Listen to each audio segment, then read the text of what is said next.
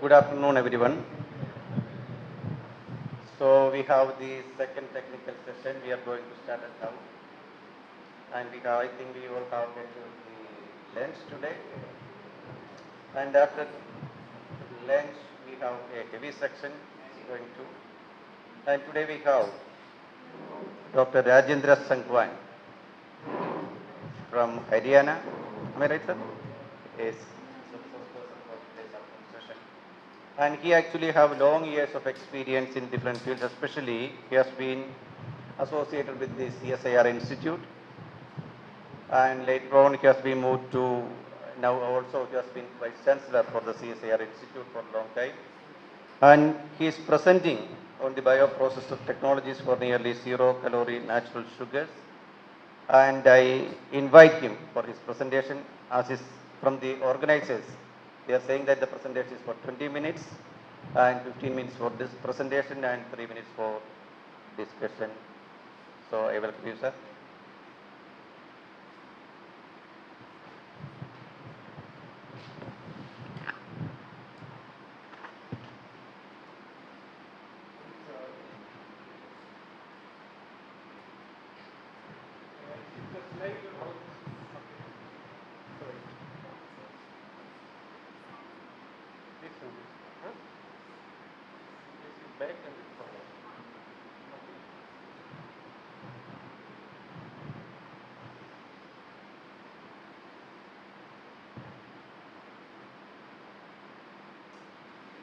Good afternoon. At the outset, I am thankful to the organizers, particularly Professor Jose and Professor Om Dhankar for giving me this opportunity. And I remember when I did not know about it, we had some interaction online. Then I was told that we have this conference. So in a way, this is my first participation of this conference or IBS. Basically, today's lecture I just put up in the context of what is the theme of the conference. That is the environment and health. Particularly this session is health and environment and food safety. And phytochemical, when we talk about phytochemical technologies, I proceed in a broader perspective. Either we use plant-based biomass for the product, or you apply to those technologies, or you use the plant system's ability to do something with the environment. And we had beautiful lectures in the forenoon. Is Professor Gordon Award lecture and one on the keynote lecture. So both they cover the two aspects. In one case you have the phytoremediation, another one you have the opportunities for new products. So when I say this is a small subset of the just what Professor Vadaprasad presented about the future, I take a small subset of this, what can be there. He said your new crops. I put up a proposal that we are to get rid of certain crops from the field so that we can save have the good soil health and we can have good the human health. So this goes bioprocess technologies for nearly zero-calorie natural sugars. This means that table sugar and table sugar crops, they should be substituted for better health and environment.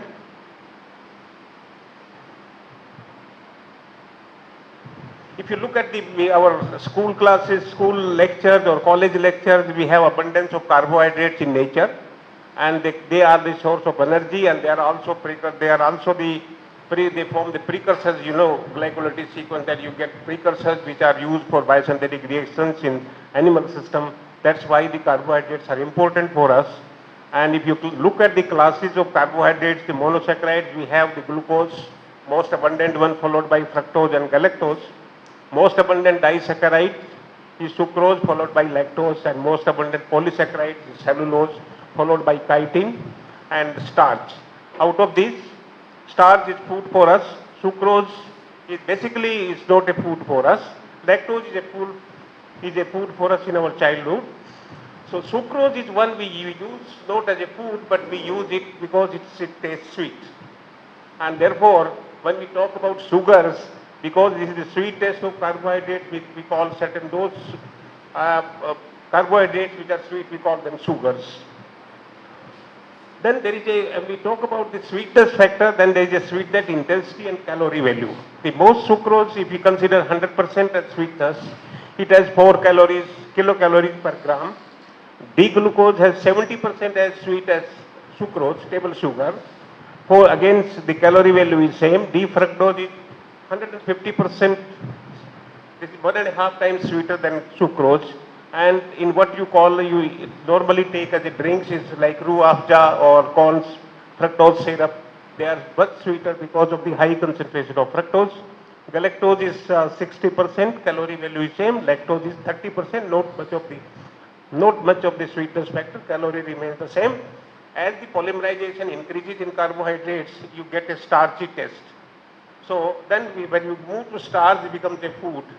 But if it is less, it is sweet, so we take it as sweet for the taste. This is where we have the calorie and sweetness. Calorie is in a way is energy, but sweetness, this comes as a taste. And that's how we have a fundamental problem. Because if we take the excess of sucrose, which now are used to, we don't use now sweets and sucrose as a part of festivity. Almost every day we take it, sometimes after every meal, and otherwise also. The present day health impact which is associated with the society is because of the sucrose, because it leads to obesity, diabetes. There is addiction and craving because of sucrose. There is an issue of dental and both mental health also, we take much of the sucrose, and fatty liver. Fructose is much more harmful than sucrose. You have the fatty liver disease, you leave the insulin resistance, type 2 diabetes, you have elevated triglycerides, and the LDL also get elevated. See, cardiovascular health is also at risk because of fructose. So therefore, even if you take, because honey we take in much smaller quantity, but honey is also rich in fructose. Glucose, again the same effects, but of a smaller scale. But glucose also have an adverse effect related to aging. If you take, if you replace any glucose for your sweetness, or you increase glucose concentration in your diet, it leads to early aging of skin. And of course, galactose and lactose, they do not have much of the sweetness, that's why they are not used as a staple sweetener. If you look at the plant, the environment with respect to what we produce, you know, so the sugar, table sugar or sucrose, we get mainly 80% of the sugar comes from sugar cane, and mostly it is in the tropical and subtropical part of the planet. Sugar beet is in the temperate region. About 20% of the sugar comes from the sugar beet roots. The water footprint of these two crops is very high. Sugarcane, it is 210 tons of water per ton of sugarcane, and that gives only about 100 kilogram of sugar. And this is what the cost of we pay for the sugar in terms of the risk to our environment. Sugarcane crop stands for 12 to 14 months on a crop and requires a huge amount of water. And it actually is bad for health soil because it leads to acidification. There is a nutrient depletion and there is an ecosystem eutrophication also. Some of these nutrients, they go into water bodies also and go into food system. Sugar beet is not as bad as sugarcane crop, but still it is good because water footprint of sugarcane is same as that of rice. Sugar beet, 130 tons of water is required to produce 1 ton of roots, which will yield 150 kilogram of sugar. The crop is shorter duration, in that slightly better. But the major problem with sugar beet is that 9 tons of soil is lost per hectare with every harvest. So actually what you had in the previous, Dr. Vada Prasad said is no tillage. A huge amount of topsoil which is very good for the plant growth, that is removed every year, and this is the scale to which it is 4 times of what you get from potato. And this is in addition to what happens because of the runoff through water. So this is how table sugar is harmful for us, and the crops that are used for producing table sugar, they are harmful for the soil, they are harmful for the environment. So what we should do? We should have an alternative sweetener. We should be substitute. We already have substitutes for the diabetic people, like we have sucralose. Sucralose basically is a derivative of sucrose only. It is trichlorosucrose. And stevia side, of course, it's a non-carbohydrate product from stevia. And the other alternative is that you use natural, nearly zero calorie or low calorie sugars. You know that glucose has 16 isomers, and we use only D. Out of the D, what we normally consider for consumption is you have galactose, fructose, and glucose. But there are two of them which are very sweet. That is, one is D-allulose, which is 75% as sweet as table sugar. Its calorie value is very low, almost zero. This is a WHO requirement that you cannot put zero, so you have to put some value. It is 0.4. Tagatose, it is 90% as sweet as table sugar. Its caloric value is about 1/3 of table sugar. And these are the two products which are present in nature in very small quantity in certain fruits, like in apple. Small quantities are also present in wheat. And these are the ones probably, probably in our lifetime, my lifetime also, I see that we remove table sugar from the table, that is sucrose from the table, and have these sugars so that they have no calorie, they are good for health, and they are good for the health of the soil and the planet. Where from they will come? This is a small chemistry, you all know. D-allulose is a carbon 3 epimer. Carbon from top is a carbon 3 epimer of fructose. Tagatose is a carbon 4 epimer of fructose. So fructose, though it is sweet, it is a high calorie. Both of these, they have much lower calorie value and almost close to similar sweetness factor. So tomorrow in future sugars would be D-allulose and tagatose. More predominantly I would say D-allulose, because tagatose has a problem of the where resource is limited, but it is unlimited for D-allulose if we have appropriate phytotechnology available with us. So there is an enzyme, we isolated this enzyme which we call as the alternate name of D-allulose is psychose. Originally its nomenclature was psychose, but after the sweetness was found, it was because somehow it reflects like psychological, so its alternate name is D-allulose. Enzyme of course still is called psychose epimerase. We had this enzyme which is a good enzyme which was very active from agrobacterium tumefaciens, which can convert fructose into allulose. So we cloned the gene for this enzyme and put it in E. coli. We wanted that we should overexpress this. We attached a sumo vector to this, but it was a serendipity that the expression did not increase, but it was sufficient enough.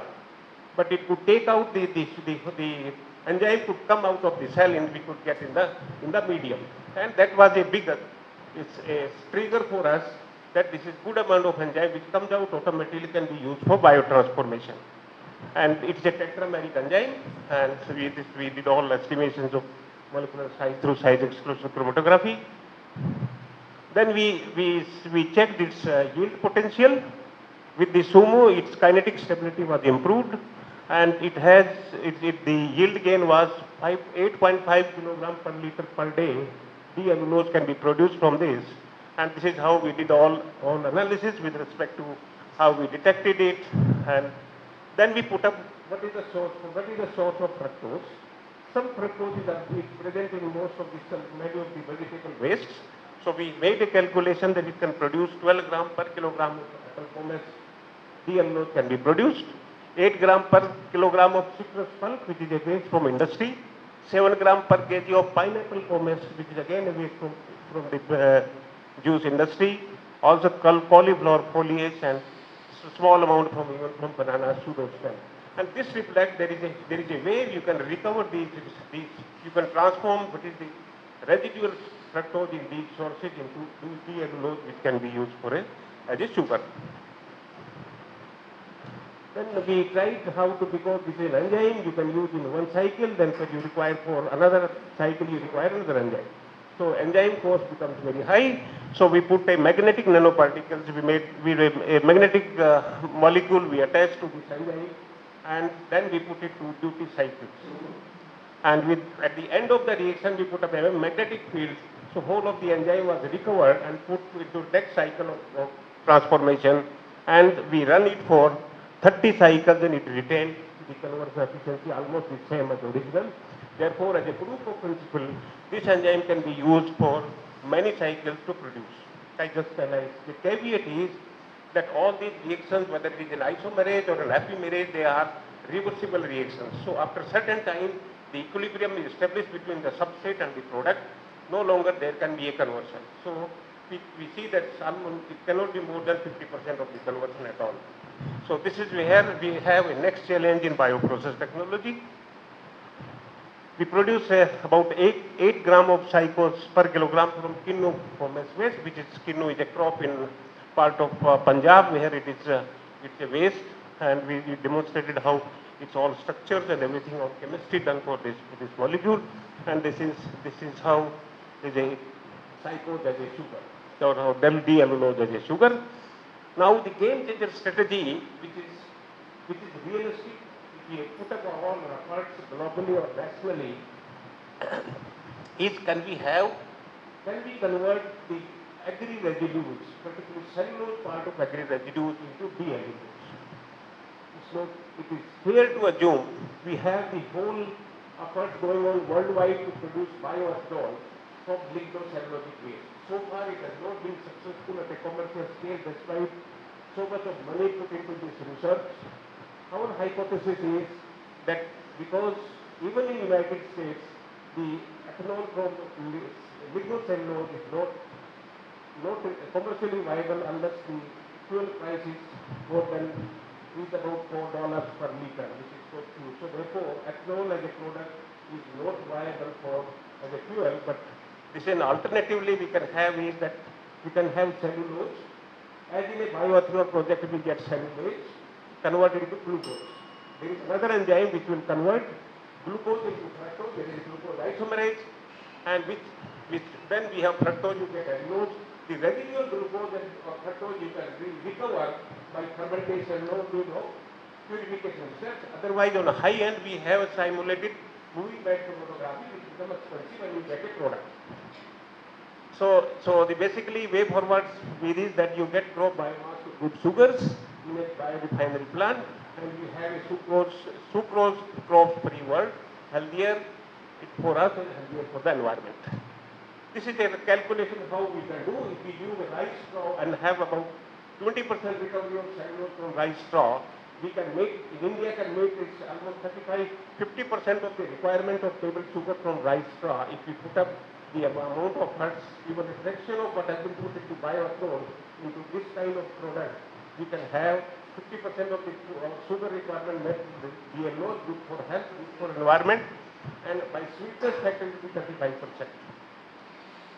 In a rice straw biorefinery program, this is how the subsection where we can get it. Of course, this kind of a biorefinery can be many other products from the straw. This is the one section which is good, particularly good for human health and environment health. Similarly, we have the lactose, of course, a limited requirement, but to some extent it's okay. Tagatose, it has about 1/3 of the energy, and you can convert. We have a huge amount of whey waste in the dairy industry, which can go into liquid whey, can be converted into the tagatose as we go to the food chain for good health. And we have this, we developed a nanobiocatalyst as a nanoflower. We could convert galactose into tagatose, and that's a viable technology. We tried D-allulose technology now at the upscaling scale, and probably the next target which is going on at this time is about 25 kilograms. And this work was done at the institute established in Mohali, Center of Innovative Applied Bioprocessing. This work was done by many of the colleagues there. Thank you very much. Thank you for participation. Jai Hind, Jai Bharat.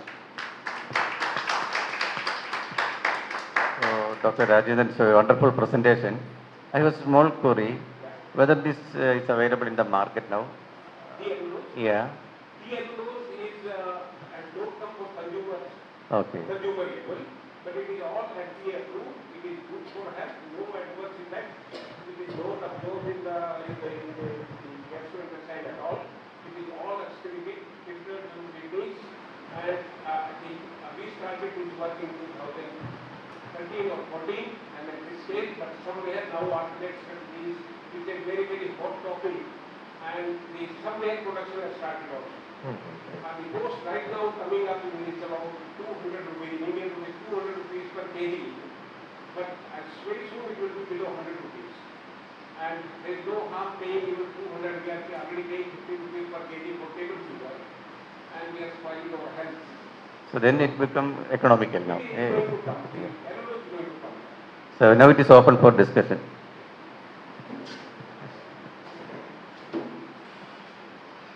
Thank you, Dr. Kasama, for a nice presentation and very nice from the health perspective as well. You always come with the new projects that you started with the ashwagandha and now you are moving on to something like that.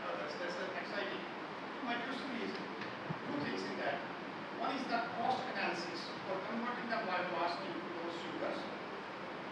And the second is the scalability.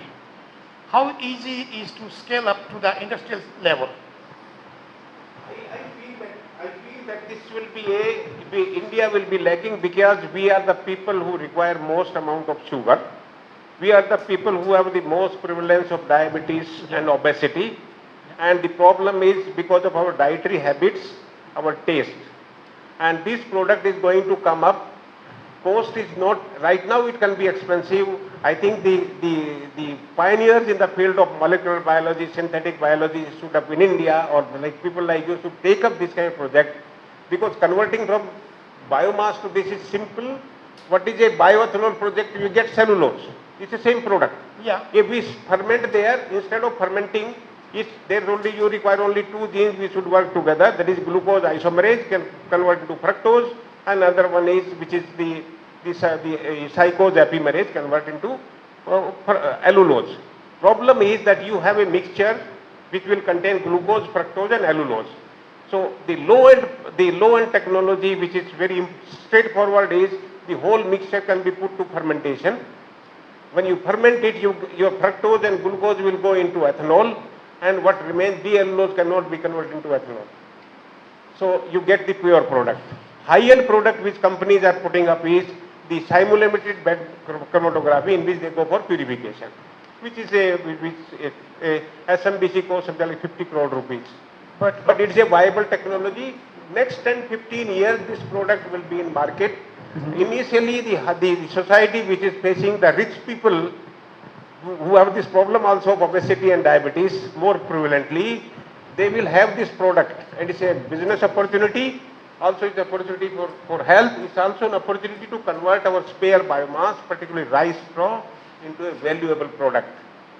But one of the key issue about the biomass conversion is accessing the cellulose because it's wrapped up with the lignin and hemicellulose and cellulose that is at the lowest inner layer. So the enzyme accessibility to the cellulose is one of the Two factors. One is fractionation, yeah, and second is cellulase. Yeah. We do not have good cellulases, but even if it is expensive, the product is worth paying. The product is worth paying in. Pardon? Somebody else speak. There is a question online. And we should actually, India should actually have this as a mission.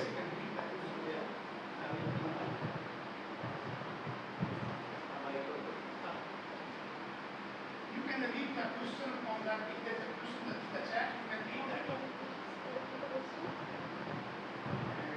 My question is, Yeah. how much time is required to convert rice straw to final product? Actually, I put up with this question in two ways. One way is straightforward. You take sucrose, which is available at 40 rupees a kilogram, and convert it into D-allulose by simple invertase, and only two reactions: invertase and psychose epimerase. You get 50% of already 25%. 25% you straight away get it. There is no question in this. So even if you convert our table sugar into D-allulose, it is a first product which can be even at twice the cost. There is no harm, because the rest of the sucrose will go into ethanol. Even if sugarcane juice can be straight away go into this product. So this is one way. If you are to only look at human health, if you are to look at both, then you are to resource it. So it can be two phase. First phase, your sweet sorghum. Uh, Sweet sorghum is a good source because you don't get sugar. 10 to 20 to 15% of sugars are there. You convert them into D-allulose. Your cane sugar juice itself can be converted as a health. So this is where we have a first stage and second stage where this product is 100% assured. It is actually good for health. It's a health benefits. It's both a sweet and you require in bulk. If you say in Hindi, in our type of consumption, we can mostly take sweets, and the whole business of sweets is because of sucrose. More you add, more profit you get it. Here you have to add much more, you get much more profit. So thank you for the exciting presentation. So.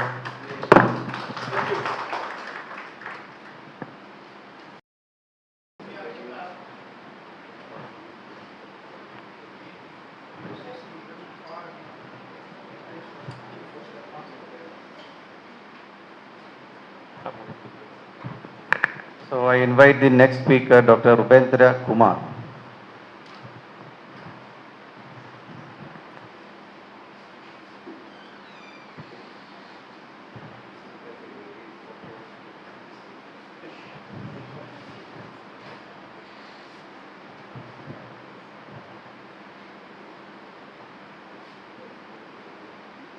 First of all, thanks to the organizer, especially Dr. O.P. Dhankar and Dr. Jose Puthul for inviting me here and give the chance to present my talk here.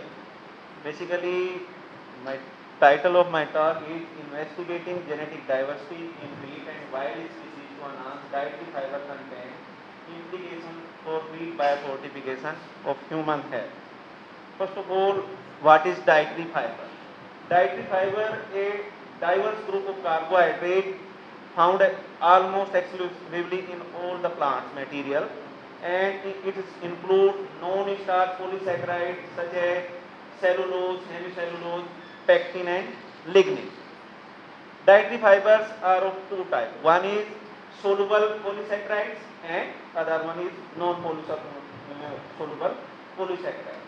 And in these, the soluble polysaccharide is more important as compared to non-soluble polysaccharide, and it has the health benefit like lower blood sugar levels and reduce the risk of heart disease, reduce the risk of metabolic syndrome and diabetes.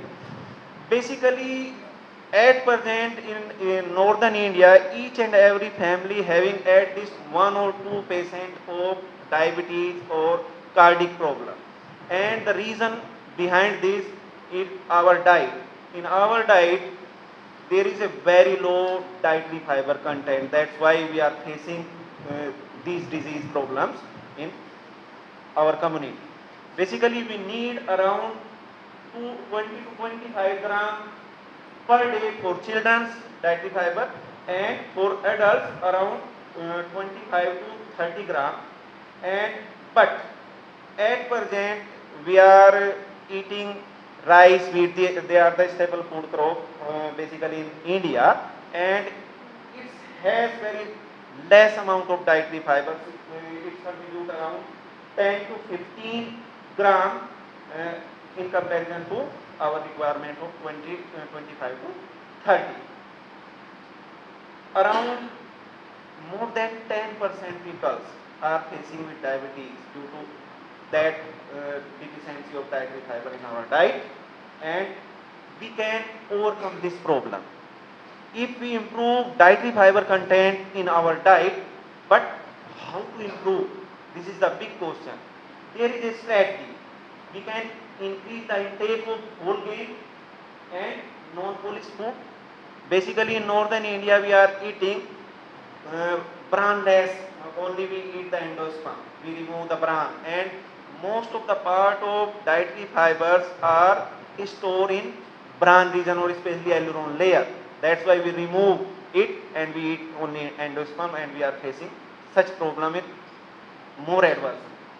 Second is include the high fiber containing food such as millets, but there is a shortage of millets also.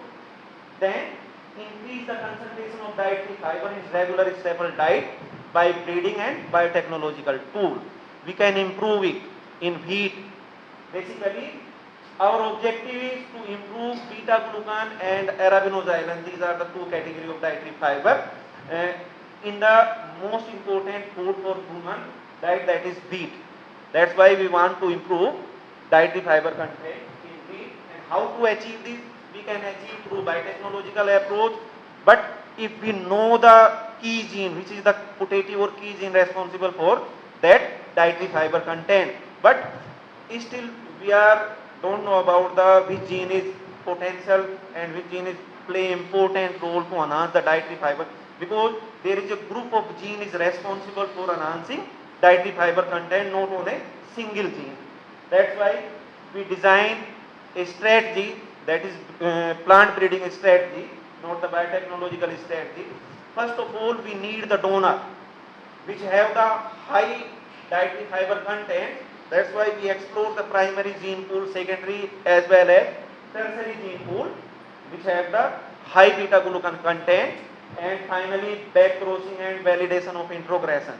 Because we in our strategy, we transfer a whole chromosome or segment of a chromosome into the recipient, not a single gene like that or group of genes, because we don't know about the role of single gene.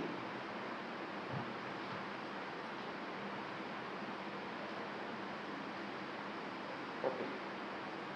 First of all, we explore the whole wheat gene pool, that is the primary gene pool, or the hexaploid variety, land races and other lines, and we found around 263 genotypes we have selected, including 37 wild species of wheat like Agelos, Tostai, Tosai, Peregrina, Longissima and Ambellulata also. And we also explored the Triticum, Agelos, addition substitution lines which we have developed, and we found in hexaploid wheat there is a less diversity. It's around 0.4189 beta-glucan contained in tetraploid and hexaploid wheat, but in wild species, especially in Agelos tostai and Agelos tostai, is around 2.1 to 3.7% beta-glucan is there. That is the, we identify that is the Agelos tostai is a good donor for enhancing beta-glucan content in wheat. Even barley have the good source of beta-glucan, but it's not a stable food crop for us. And oat is also having high, rye. Wheat is having around 0.4 to 0.8%. And if we overcome this problem, we need around 2% beta-glucan in wheat. That's why we are having only 0.4% or 0.4 to 8% beta-glucan in presently cultivated wheat lines or varieties. Then we develop a strategy. First of all, we try to transfer the gene or chromosome. Basically, we don't know the gene. We transfer the whole segment or whole chromosome which have the potential gene for beta-glucan content, and we develop a cross with the Chinese spring wheat, that is the naturally hexaploided wheat, with pH1 minus gene with the Agelos tostai, and develop the antiploids. These are the antiploids, and this is the mitotic behavior of these antiploids. There is several variation in the spikes of the antiploid due to the number of chromosomes is vary in each and every plant.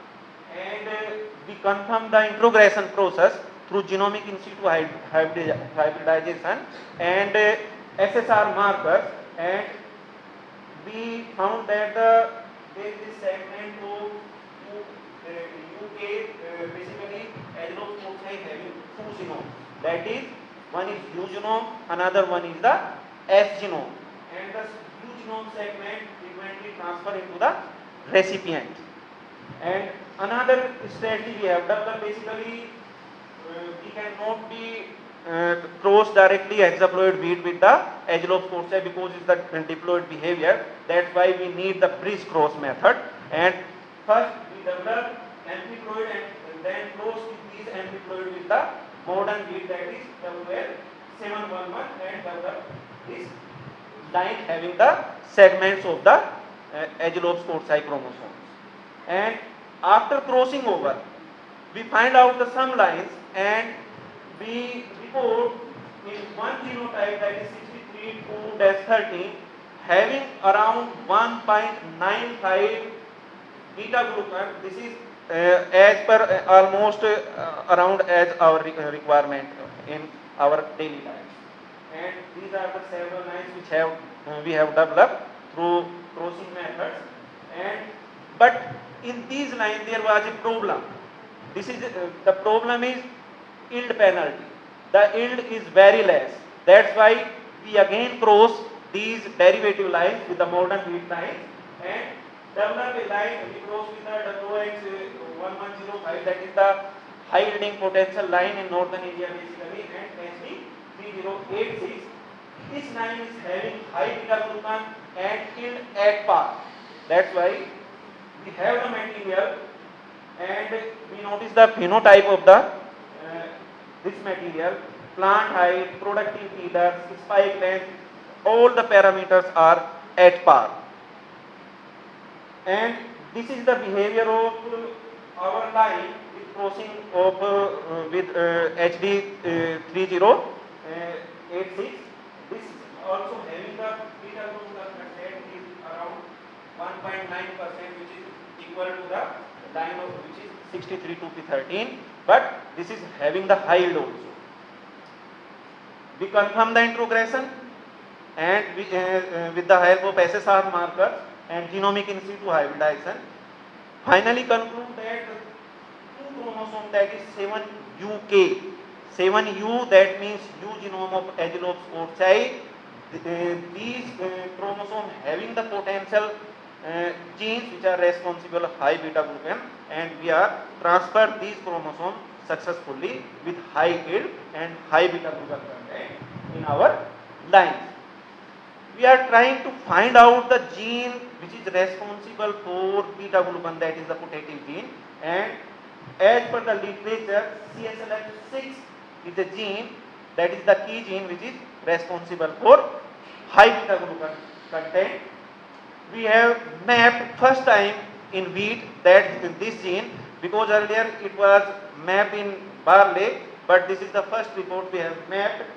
This gene is around the long arm of centromeric region of the long arm of 70 chromosome of wheat. There is a problem of this position because of we cannot be easily cross over this gene to the new variety, because the rate of crossing over is very less nearby the centromere. Then we check the expression analysis of that gene in our line which are having high beta glucan content as well as high yield, and we found the expression is around 4-fold higher than the control line. That's why we also prove that this gene is responsible for high beta glucan, which both are come from the Agelops courtsai. This is the conclusion. Agelops courtsai chromosome were successfully introgressed into the wheat cultivar to elevate gain beta glucan content. Introgression confirmed with the molecular markers as well as genomic in situ hybridization approach. Marker located on chromosome 2 and 7, which have the QTL, which is responsible for high beta glucan content, and characterization of these lines with the presence of TSLF6 gene in our lines. And this study offers a basis for further studies and prediction on mechanism of beta glucan deposition in grain, potential for breeding high beta glucan wheat varieties by back crossing with high yield and rust resistant line. Basically, one major problem is still there in our material. Our material having high beta glucan content, high yield, but there is a disease susceptibility, rust susceptibility.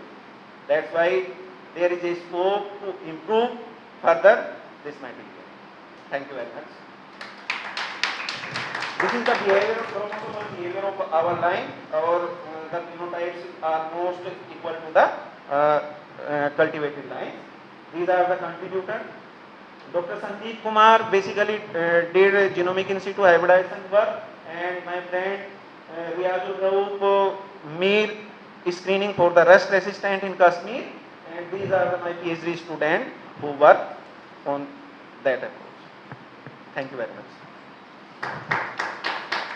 Now the topic is open for discussion. Because of we are running out of shortage of time, please restrict your questions one or two, please.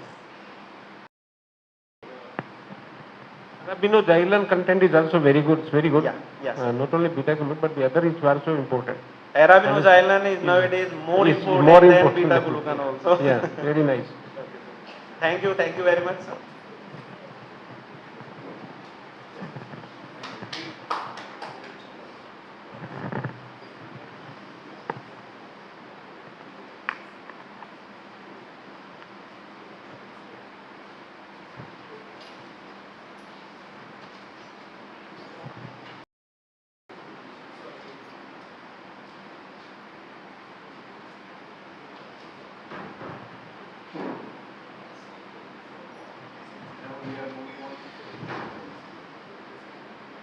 Now we are moving on to the student presentations. We have two presentations, one by Ms. Sumita and the other one on online mode. So for the student presenters, the time allotted is 15 minutes. 15 minutes. For 10 minutes for presentation and 3 minutes for discussion.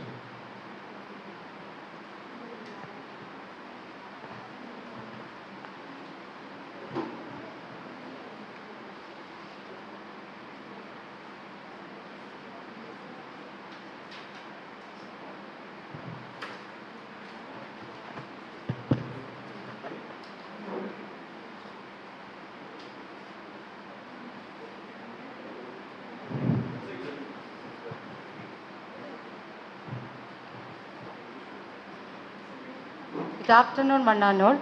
I'm Sumita Thomas, Research Scholar in the Department of Botany, MES Asmabi College, Kodungalur. It's affiliated to University of Calicut. Title of my presentation is Priming, a simple technology to boost growth, secondary metabolite production and stress mitigation in ginger. As we all know that ginger is a spicy crop and mainly cultivated for its underground rhizomes, and also known as it is an inevitable or essential ingredient in the Ayurveda and folk medicine. Also we use it as a food also. The crop, usually in Kerala, the crop is planting on pre-monsoon season, basically the month of May, and the harvesting is happening in the January and February of the next year. And the crop need around 20 days for its sprouting, and due to this large duration from planting to harvest, the plant victimizes various climatic and temperature fluctuation. Intermittent of the monsoon seasons, the west south monsoon and the east south monsoons are affecting this plant very much. So the management of the crop is very challenging and during these days. So also the plant is require large amount of fertilizers and pesticides for its growth and survival. It also leads to the environmental pollution to the farming area. So it's essential to improve the ginger quality through a simple method without compromising the quality of the environment. We use the beneficial effects of priming in rhizomatous crops. Priming is a simple technique in which we use or soaking the seedling material in some priming agents. It can be a solution with containing osmotic solution or priming agents, biotic agents. Some agents are soaking, and after that we are planting the material and analyze the growth and stress mitigation capacity. The earlier was reported that primed plant shows high germination capacity and stress mitigation in the exposure of stress. In this slide, the present study focused to improve the quality of rhizome through priming. These are the materials and methods. The plant material we use, Zingiber officinalis, belongs to the family Zingiberaceae. Here we use the variety Kartiga, which is procured from Kerala Agriculture University, Mannuthi, Thrissur. The priming methods, for hydro priming we used distilled water for 24 hours. For halo priming, NaCl for 50 millimolar NaCl for 24 hours. For potassium dihydrogen phosphate priming, 50 millimolar potassium dihydrogen phosphate for 24 hours. After priming, we planted the seeds and harvested. These are the methods we used for analyzing the growth attributes and also the secondary metabolites production and stress mitigation of primed plants and non-primed plants. From the observation, we found that the germination percentage is highest in the K/PO for primed plants, and it is also observed that the primed ginger needs 7 to 10 days for sprouting, but the control plants take more than 15 days for sprout. This is the shoot length of various years of the control and primed plants. We can see that the K/PO for primed plant shows highest growth except in the year of 2022. So also the leaf length of primed plants and control plants, the K/PO for primed plant shows the highest leaf length during the all years. Leaf nitrogen content is also highest in the K/PO for primed plants. After 10 months, we harvested the ginger and we analyzed that the high yield was obtained from K/PO for primed plants. After harvesting, we sliced the ginger and straight dried and analyzed for crude fiber, gingerol and shagol and oleoresin content, which was found that the K/PO for primed plant shows highest crude fiber, gingerol and shagol and oleoresin content at the control plants. In the case of halo primed, the oleoresin content is highest in the halo primed plants. After that, we analyzed the stress mitigation capacity of the primed plants. We use water logging, and for that we selected 2 months old ginger plants were selected, and the plant transplanted into plastic pots without holes. Sterilized soils and water were used for the analysis, and the sterilized water is filled up to 20 centimeter above the soil. And we checked the water level and maintained every 6 hours. After standardization, we selected 48 hours of water logging and 48 hours of post-water logging. 48 hours of post-water logging, we found that the chlorophyll content is drastically decreased in the control stress plants than the primed plants. Also, the osmolarity is highest in the control stress plants. The relative water control is lowest in the control stress plants. Biochemical parameters, we can found that the proline content is highest in K/PO for primed plants. The MDA content, which is a byproduct of cellular damage and which is highest in the control stress plants than the control. In the case of reactive oxygen species, which is highest in the control stressor plants, in the case of superoxide and in the case of hydrogen peroxide, and in the antioxidant activity, which is highest in K/PO for primed plants. We found that the primed ginger plant shows an accelerated germination and growth attributes is highest is all in the primed plants. In an earlier work, the authors said that ginger sprouted and appear above the ground after 10 to 15 days of planting or may dormant for 2 months. And we found that the control plants is also show the same criteria in this case. And the NPK is essential for the growth and high yield of crop. Since our priming agent K/PO4 contain potassium and phosphorus, so the priming shows, the K/PO4 priming showed a significant effect in the ginger plants. Also, in the case of water logging, post-water logging caused severe damage to the control plants. In particularly with the waterlogged plants, the injury with the ROS is associated with the post-water logging condition. The light exposure after the waterlogging may affect the photosynthetic apparatus, leading to the photosynthetic rate reduction. The damage of photosystem as a result of the light exposure after the waterlogging may also lead to the production of hydrogen peroxide. Here, the post-waterlogged stress tolerance observed and primed plants. Previous works also in okra is reported the same. In conclusion, we can conclude that from the work of analysis effect of priming on the growth and yield of stress mitigation in the ginger plants, we found that the primed ginger plants need 7 to 10 days for the sprouting, but the control plants take more than 15 days to sprout. In the case of K2PO4 primed plants show the better growth and yield parameters. Also, the primed plant shows the highest stress tolerance under waterlogged and post-waterlogged condition. So, in this case, we can say that it can be used for the, it can be recommended for the farmers to take this method for their cultivation and for improve the ginger varieties. These are the reference and these are the people who helped me during my work. Thank you.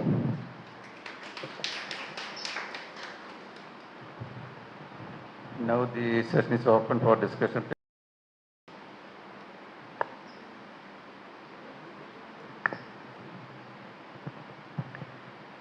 Good presentation. Thank you, sir. Basically, I would like to know what is the mechanism behind KH2PO4 priming. Priming is a pre-germination technique, and due to Basically, I would like to know how it works. priming is giving a vaccination to the seeding material, and through that it can affect the biochemical and the physiological property of the germination and also the stress mitigation.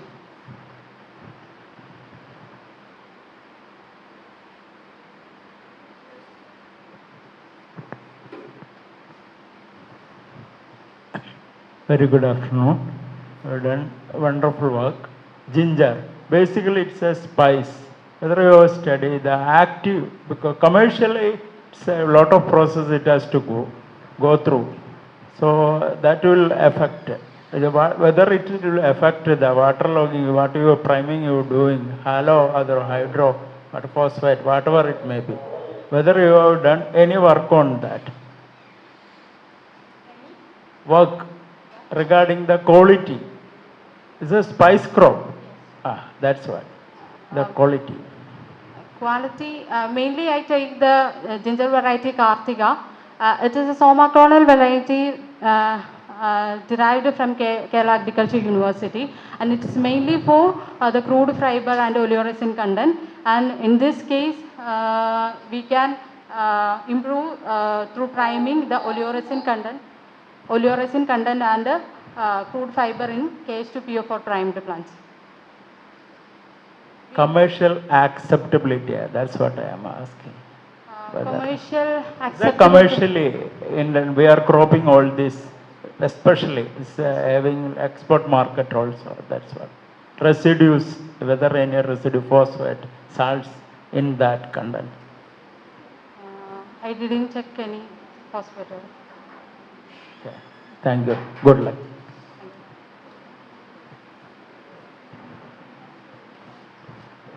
So, okay, Sumita. Okay.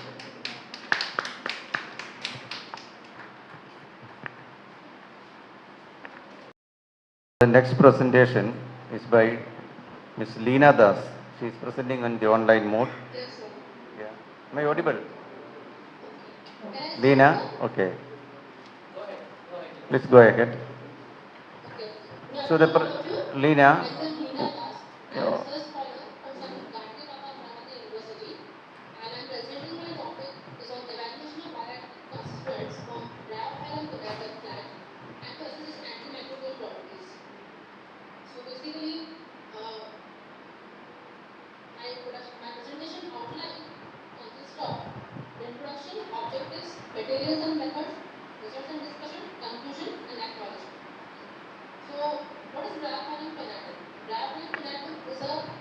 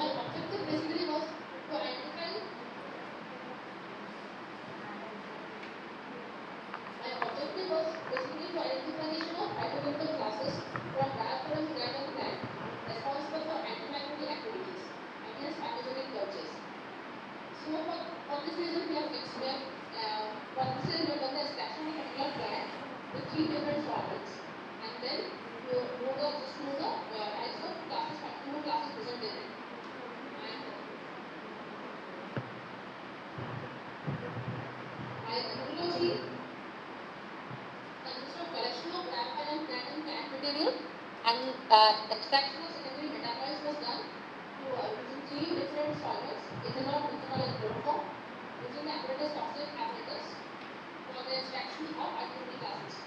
And then hydrogen gases such as alkaloids, saponins, tannins, and terpenoids were used.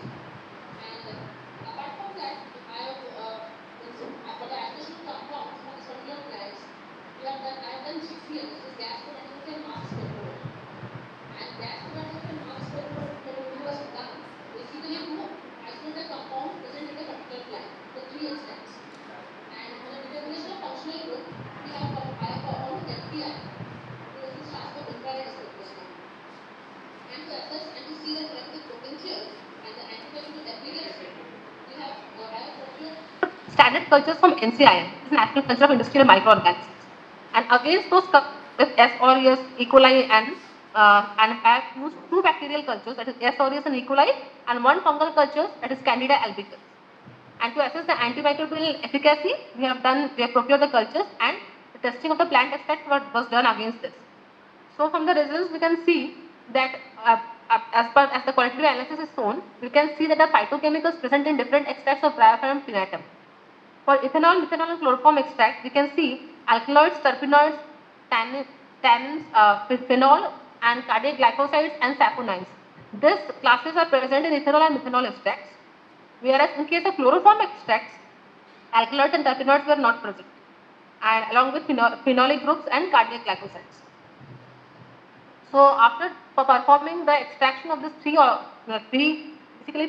solvent extraction of Bryophyllum pinnatum plant, we have isolated number of compounds with the help of GCMS, gas chromatography and mass spectrophotometry. So these are the compounds which I have isolated from Bryophyllum pinnatum through GCMS.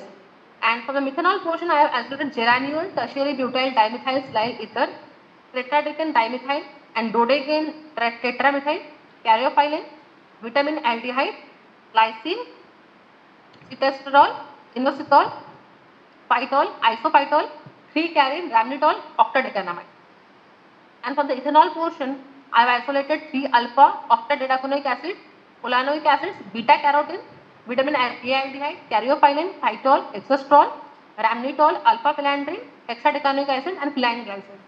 And from the chloroform extract, I have isolated alpha-philandrine, beta-philandrine, 3-canine, transpirine, squalene, and hexadecanoic acids.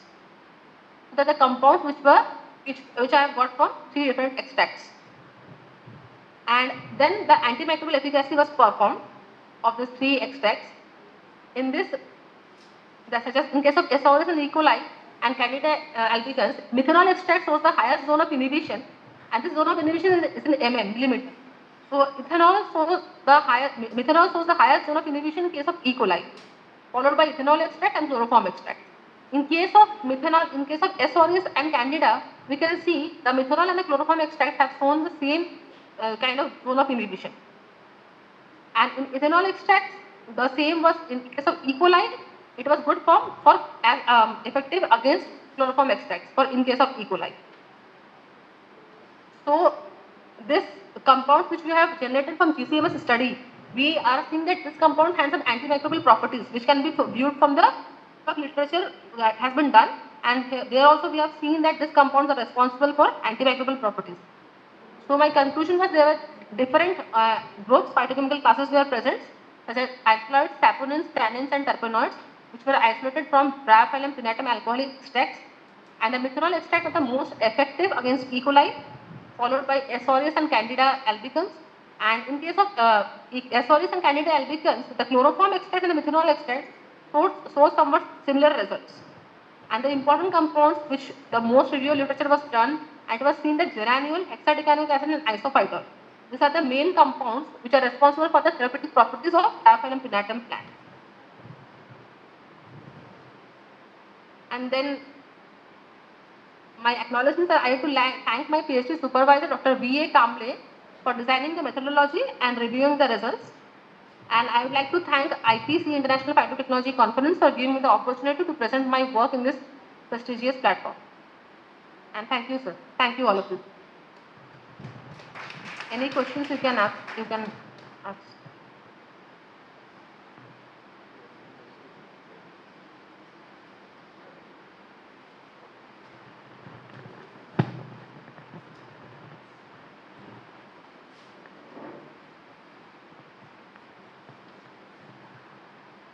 This is Padmasri. I observed very good results you got, but you have not shown any E. coli growing on the plates.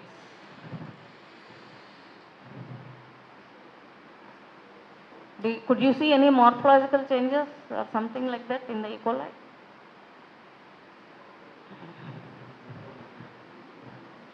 Are you able to hear me?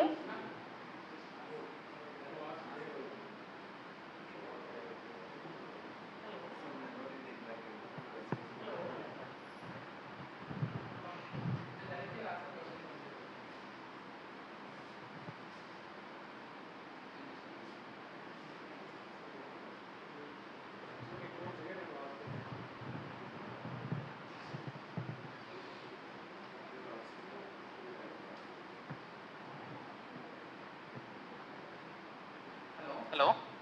Yes, sir. Hello? Hello? Right? Hello? Hello. Are you able to hear me? No, ma'am, it's not so much audible. Hello? Hello. Yes, ma'am. Lina, Yes, ma'am. you have a very good presentation. Thank you Have so very much, good ma'am. data. But I have one thing. Yes, ma'am.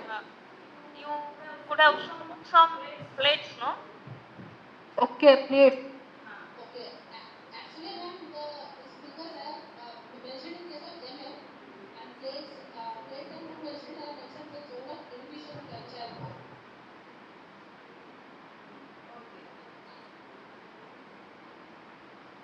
Okay, thank you. Okay, thank you so much, ma'am.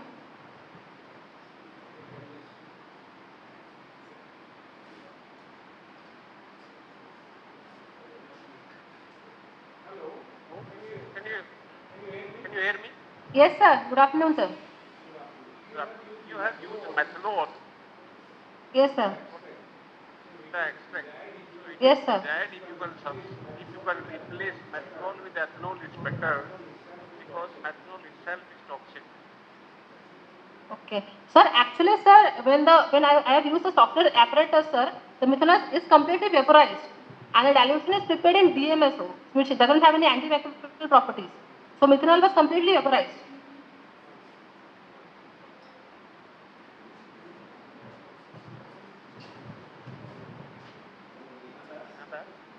Yes, sir. I have a query. Yes, sir. Every plant having antimicrobial properties. Sir, your voice is not audible, sir. Hello? My question is that each and every plant having antimicrobial properties. Am I Yes, right? sir. Then what is new in your work? Sir, actually, sir, I have carried out this plant. I have seen against S. aureus and E. coli because as far as the review of literature is done, it has not shown efficacy against S. aureus. So for that reason, I have carried out the examination against the S. aureus organism. It has shown efficacy against E. coli and Candida. The review of literature is there, but in S. aureus, it's not there. And this is a part of work I am presenting over here right now. I have used one more plant and then the synergism is been detected within these both two plants after reviewing the review of literature.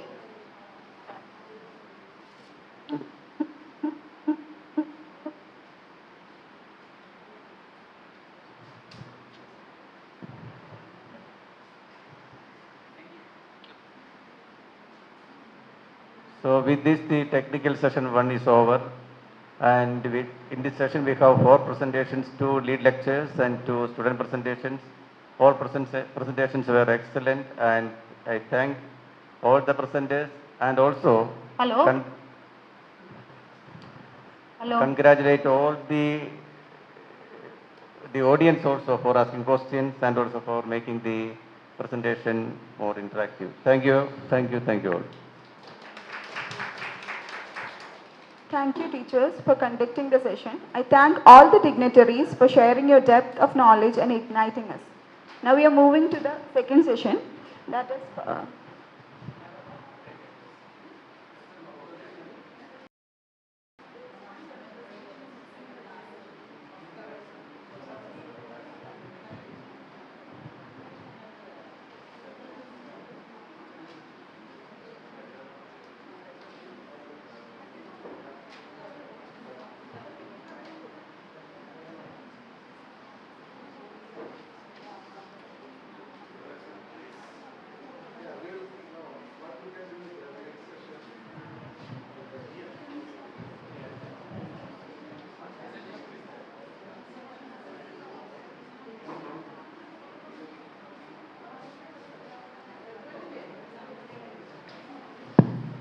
we are running before time.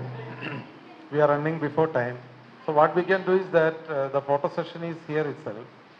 So until those people come over here, we cannot go for photo. So in order to save time, what we can do is that we can continue with the next session. When they come over for the photo, we will break, go for photo and continue our session. Is that okay? Pardon? Yeah, suppose we are supposed to have a break now. But since we are running before time, we will continue with this session.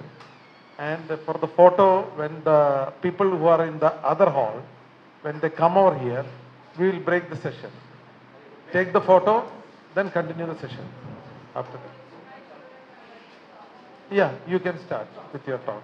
And invite to chair. Unfortunately, you have to chair yourself because the co-chair had to leave for some emergency. So he was supposed to be our head of the department, but he has to leave. So please chair.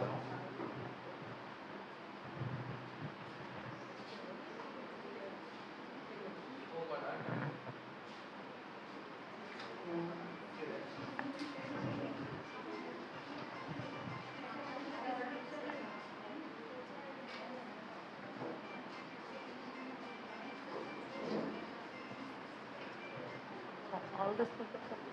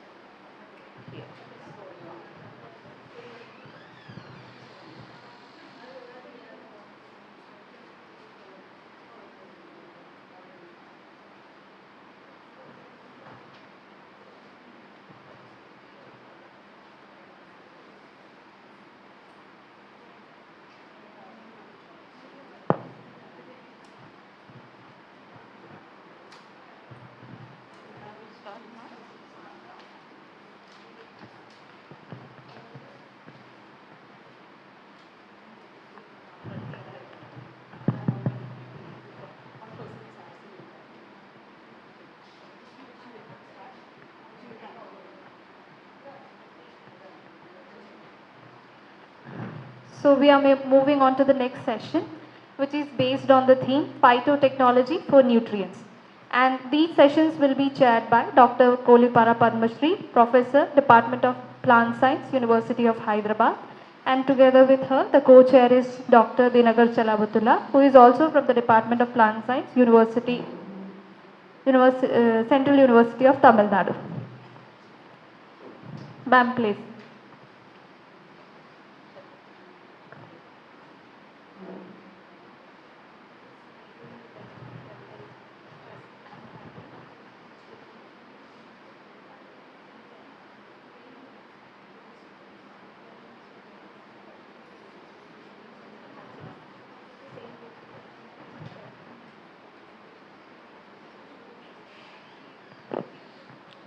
Hello. Very good afternoon to all of you. I welcome you all for this session 2, which is on phytotechnologies for nutrients. And we have 5 speakers. 3 are faculty or professor or postdoctoral scientist presentations. And each presentation is 20 minutes, out of which 17 minutes for the presentation and 3 minutes for question and answers. And we have 2 student presentations, each 15 minutes, and out of this 12 minutes for presentation and 3 minutes for question and answers. So a warning bell will ring 5 minutes before the end of each presentation, followed by a final bell 2 minutes later. So the remaining 3 minutes are allocated for the question and answer session. So the students have competition for the best oral presentation, and I encourage all of you to ask questions. With this, I invite the first speaker, Marta Marimiroli from University of Parma, Italy. She presents on iron oxide nanoparticles, biotransformation in GMAs, nanofertilization potential explained through synchrotron based and system biology perspectives.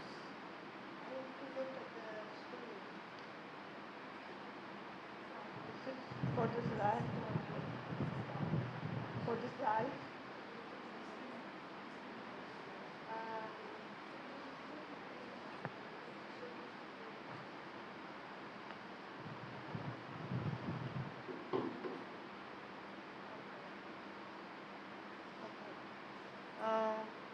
Thank you, all of you, for being here. Thank you to the chairman. And let's start. My talk is about iron oxide nanoparticle transformation in mice, nanofertilization potential explained through synchrotron-based and system biology perspectives. Thank you. Iron is a crucial micronutrient from plant physiology, playing a key role in various metabolic processes, including photosynthesis and respiration. Iron deficiency is a common problem in agriculture, leading to impaired plant growth and reduced crop yields. Conventional iron supplements may lead to oxidative stress and other physiological issues. The study investigates the use of iron oxide nanoparticles to determine nanobiotranspormation dynamics and to control iron release in the mice model plant in a system biology perspective. By comparing the effects of nanoiron and iron salts, potential benefits of nanoparticle-mediated iron delivery have been assessed in terms of physicochemical, physiological, and transcriptional responses. The potential use of nanoiron could provide a controlled and safe method of iron supplementation in plant cultivation. This study contributes to develop and adopt novel nanofertilization strategies, assess, characterize, and risk associated with them. Plants of mice were sown in vermiculite after sterilization. The seedlings were transplanted in pots with 35 kilograms of soil and grown in a greenhouse. Before transplant, the soil of treated conditions was homogenized with 500 milligrams per kilogram of iron nanoparticles, or with 75 milligram per kilogram of iron salt, and an additional control to evaluate the potential effects of iron dissolution. 5 months after germination, scopes were formed, and the analysis of morphological and physiological responses were conducted, followed by the collection of samples from roots, shoots, and seeds.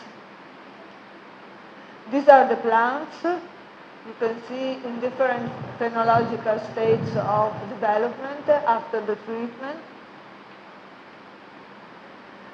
We have a synchrotron-based analysis, micro-XRF on maize roots, leaves, and seeds.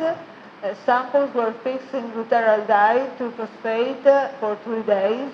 After the hydration ingredients of alcohol, samples were embedded in epoxy resin, cut into 10 micron slices, and placed in a sample holder in ultralane film. The exact analysis of maize were done on roots and seeds, and the samples were prepared by mixing dry tissue powder, like roots and seeds tissue powder, with pure cellulose powder, then pressed into pellets of 1.3 centimeter in diameter. Measurements were conducted at the iron pH using iron foil as a reference. Spectral samples were collected in fluorescence mode with a 12 element high purity germanium detector. To reduce possible bean-induced damage of the samples, the temperature was kept at 80 Kelvin, using a cold finger liquid nitrogen crystal. The energy of the X-ray beam was selected by a fixed X monochromator with a pure silicon crystal, and while the silicon mirrors were used for harmonic projection. The step size in the exchange regions was 0.5 electron volt. The pre-edge region was sampled at 0.1 electron volt, and the post-edge region, EXAS, was sampled at 0.05 electron volt. The software Athena was used to deconvolute and strip the spectra. This is the setup of for the micro-XRF at the twin mic bin line in Synchrotron of Tireste in Italy. And you can see that there is the pointer doesn't work. Yes, it works. What?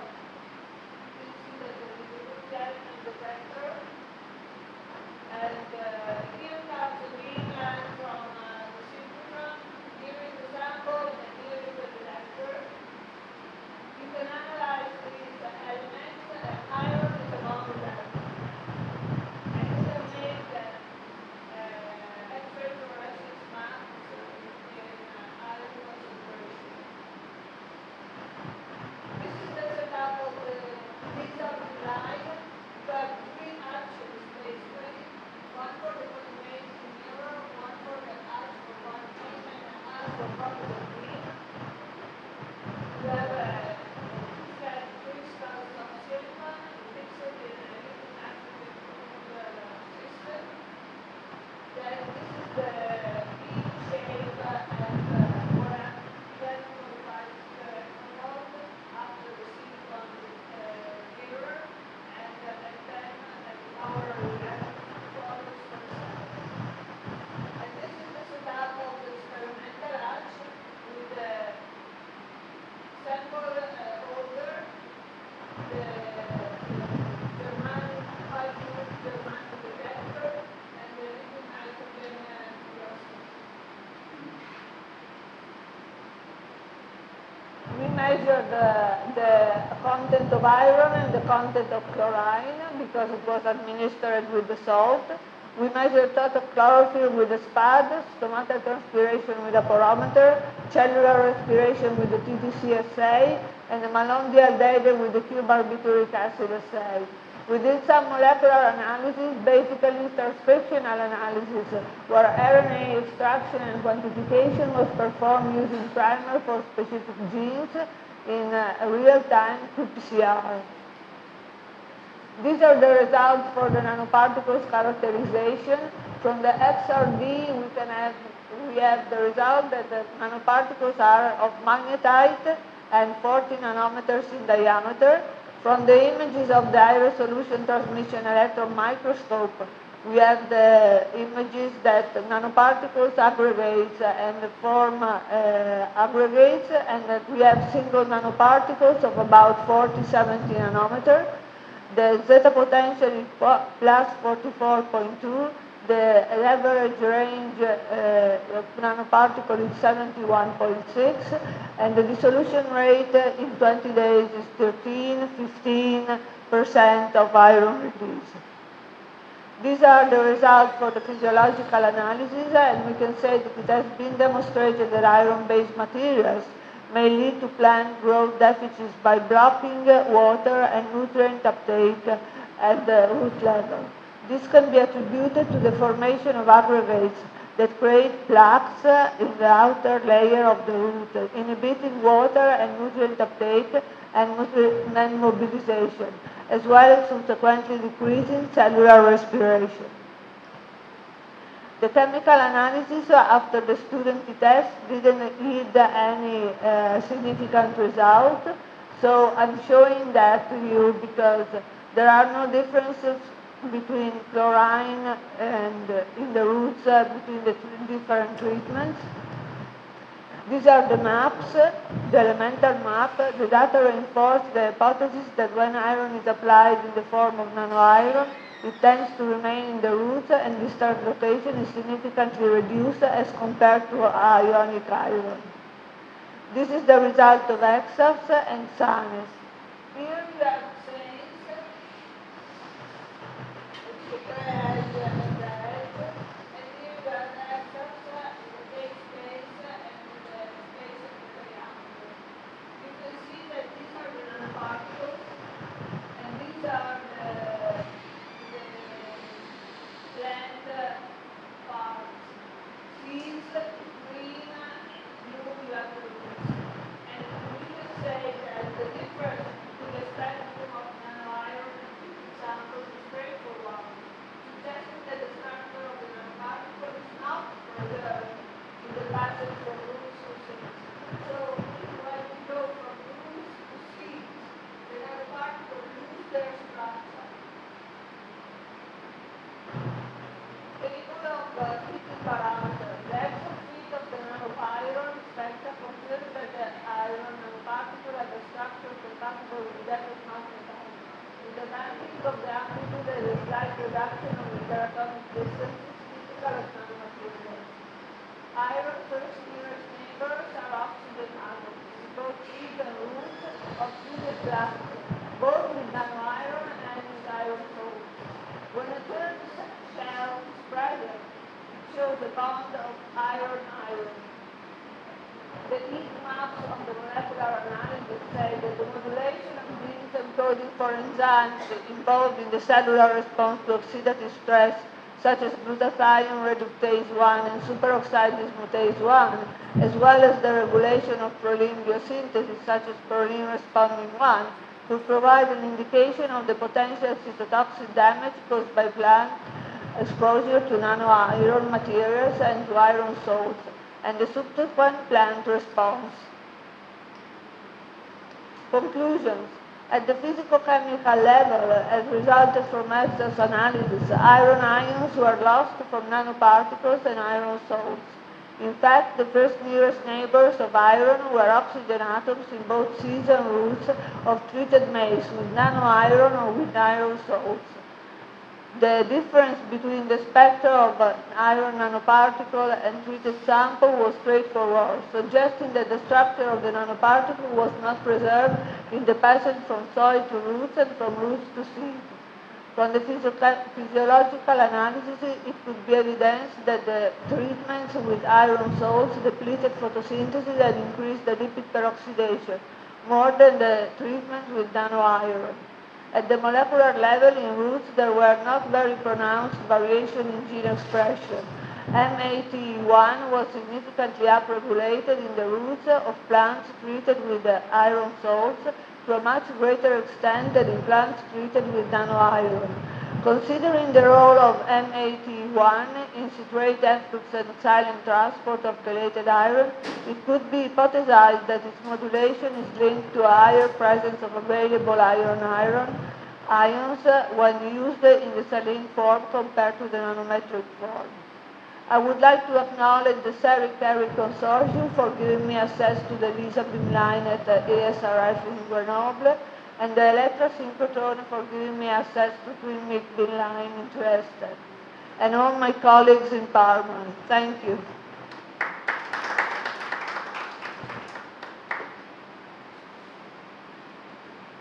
Now the presentation is open for questions.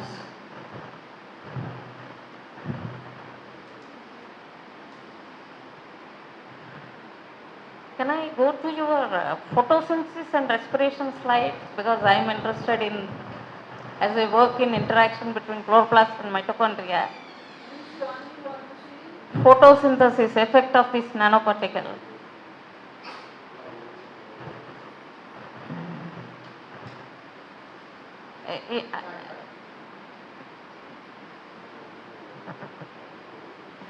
Go to front. Next slide. Photosynthesis. Photosynthesis slide.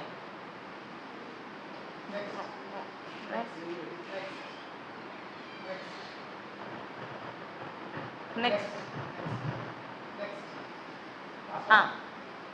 Yeah. So here you have treated with control nanoparticles and iron chloride directly. So you suggest that nanoparticles are better than using iron chloride alone, right? Yes. Okay.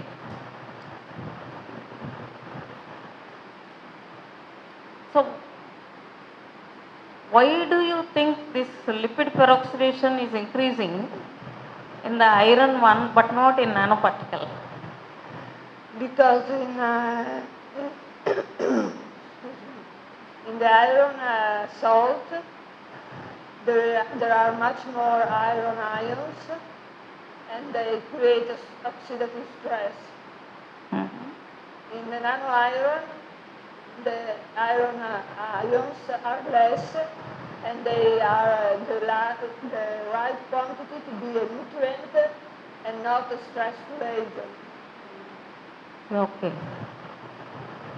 So did you also measure any ROS, or you just? No, I measured only NBA.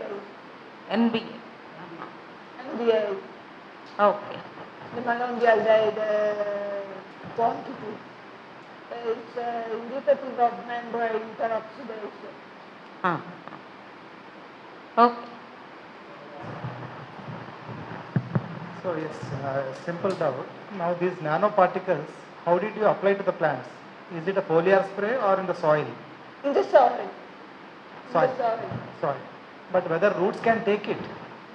Yes. So root to shoot transport, did you see? Yes.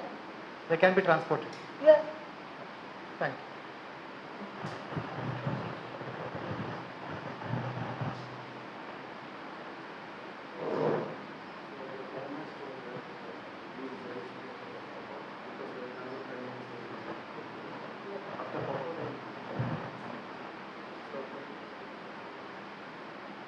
Any other question?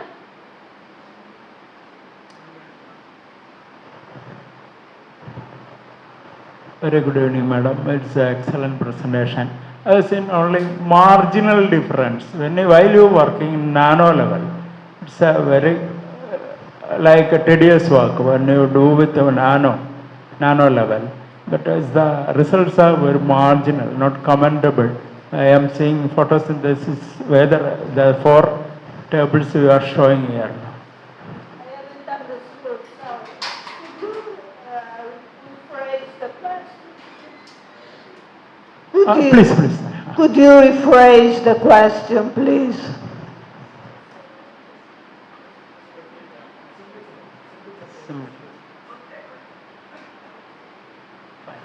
I will repeat. The results are margin. Margin. Got the results. While using iron nanoparticles, the results are not commendable, like a very marginal difference are there.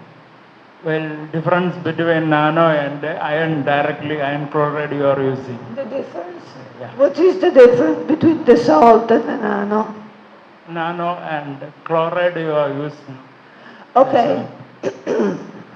Nano iron is a formulation that gives away iron ions very slowly.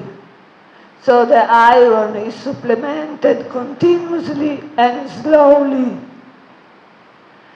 But the iron salt gives away iron ions very quickly, all in a go.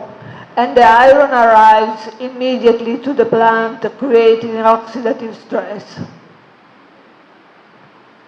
Is using the same pathway, the absorption pathway is the same, where you are applying nano particle and absorption.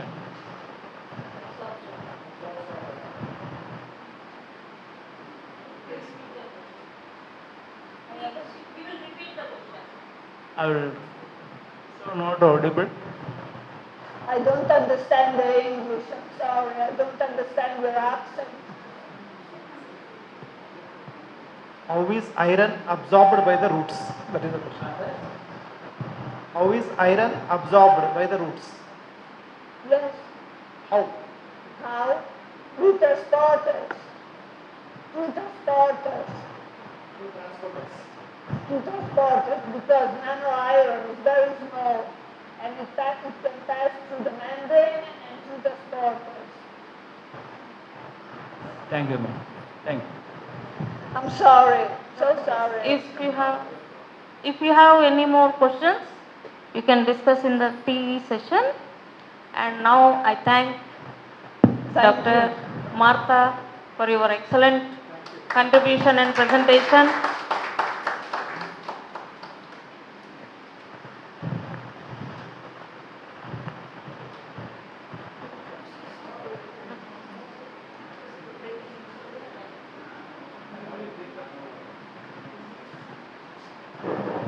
Now we go for photo.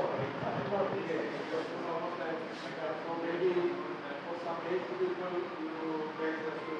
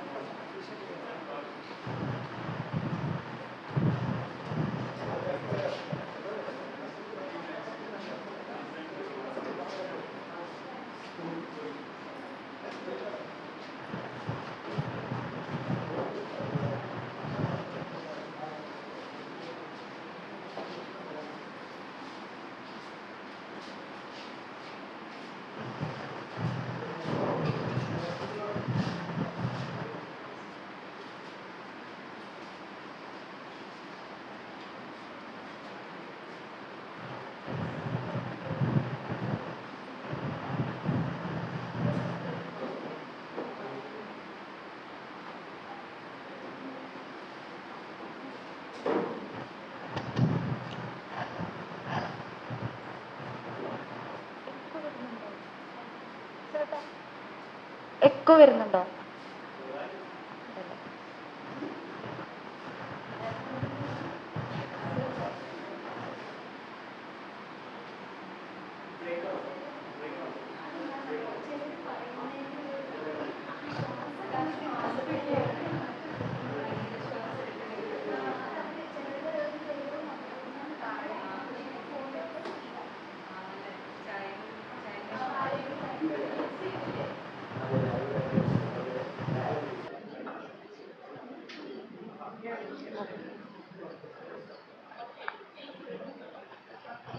It's okay. Maybe you can check the voice.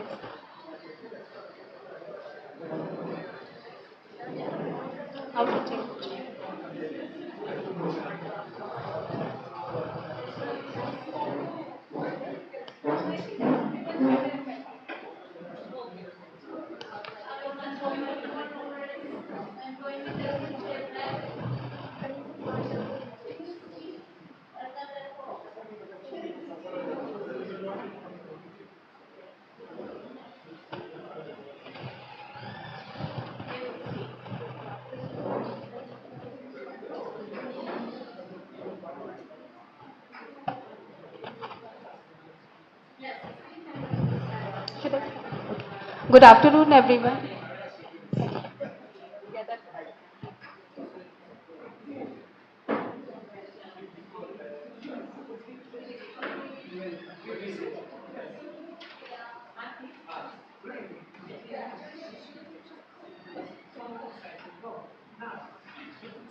Hello.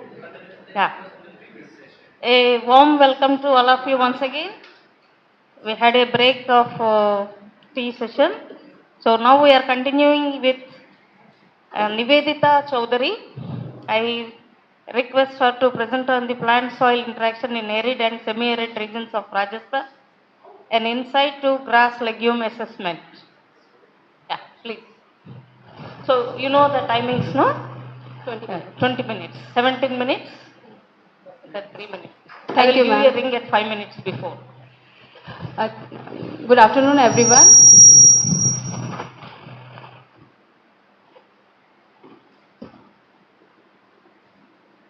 Good afternoon, everyone. I'm Dr. Nivedita Chaudhary.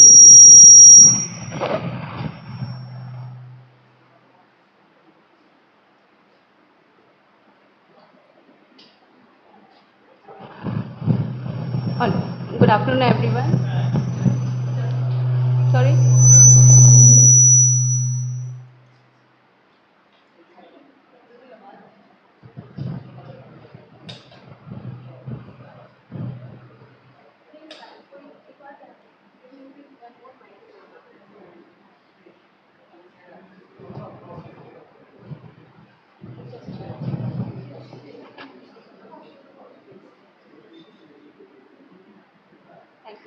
Good afternoon, everyone. I'm Dr. Nivedita Chaudhary from Central University, Rajasthan.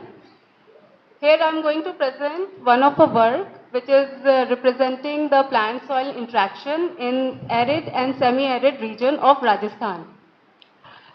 So the first concept behind this work is that in Rajasthan we have a lot of diversity in terms of plants, and the region is also quite diverse. So the work has been done mostly in the arid as well as semi-arid region, which is classified according to the evapotranspiration rate as well as the temperature, and that's how we able to calculate the aridity index, and on basis of that we have identified the arid and semi-arid region. So the main hypothesis behind this work is to identify the native grass species of Rajasthan, which is supposed to be perennial in nature. So actually the objective first is to identify, or you can say, the diversity indices of the grassland and the physicochemical characteristics of the soil, both in arid and semi-arid region, and then to assess or to identify what is the combination analysis between the grasses and the leguminous plants. So here you can see the region where the Rajasthan is existing, which is the northwestern part of India, and semi-arid and arid region actually comprises few districts where I have selected Ajmer as a semi-arid region and Jodhpur as the arid region. And these are certain sampling points which you can see on the left-hand side of the map. Okay, so this is the temperature which we have taken the data from Central Pollution Control Board to look into the variation in the temperature. This data is actually for past 5 years from 2019 till 2024 and 2011 to 2020, and to see what is the variation between the temperature maximum as well as the temperature minimum. So mostly in the northwestern part, we can see the temperature is quite high.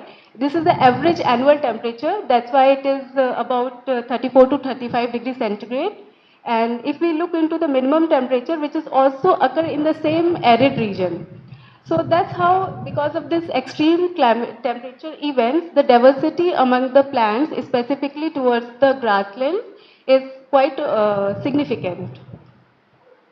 So these are certain locations where we have done we took the sample. So after identifying the arid and semi-arid region, we identify certain locations in arid and semi-arid region.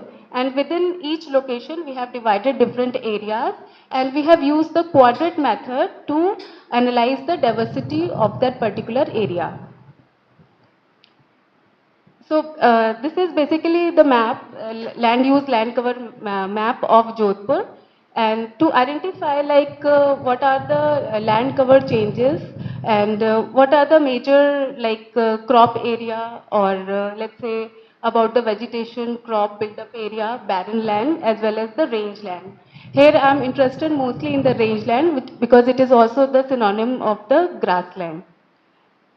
So we have from the satellite image, so the graph which has been, the map which has been prepared by QGIS, and Sentinel data has been taken from the raster data. We have prepared this map, and we found that from 2017 till 2020-23, actually I have shown only these two maps. Nivedita, sorry to disturb you. You move little bit away from mic and don't touch this thing, probably.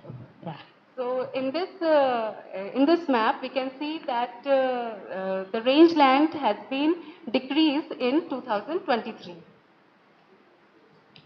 Now with the diversity analysis, we have done the Shannon index, Simpson index, Bergen-Parser index, as well as the Margolese index, which defines the diversity of these arid as well as semi-arid regions. Okay. Now, the concept behind here to find the individual grassland grass species, top three which we have found, this is Centurus ciliaris, Hypera hirta, and Centurus satigerus, where we found that Hypera hirta is not a native plant. So we took the grass Centurus ciliaris for further analysis. So we have selected this one, which is commonly called as buffalo grass, and we have further proceed it to understand the plant and legume interaction. So the concept, or you can say the hypothesis behind the work, is to understand that being this grass species, which is perennial in nature, that's why we did the analysis in February, where like most of the grasses, they get matured and only those grasses has been survived in that region, which is perennial in nature. Otherwise, the annual grasses, they grow only in the shorter period of monsoon season and they finish this life cycle. But Centurus ciliaris, which is also one of a fodder crop, it proceeds throughout the year and different cuts has been used by the farmers as a fodder. So the hypothesis is that if we can take the grasses, which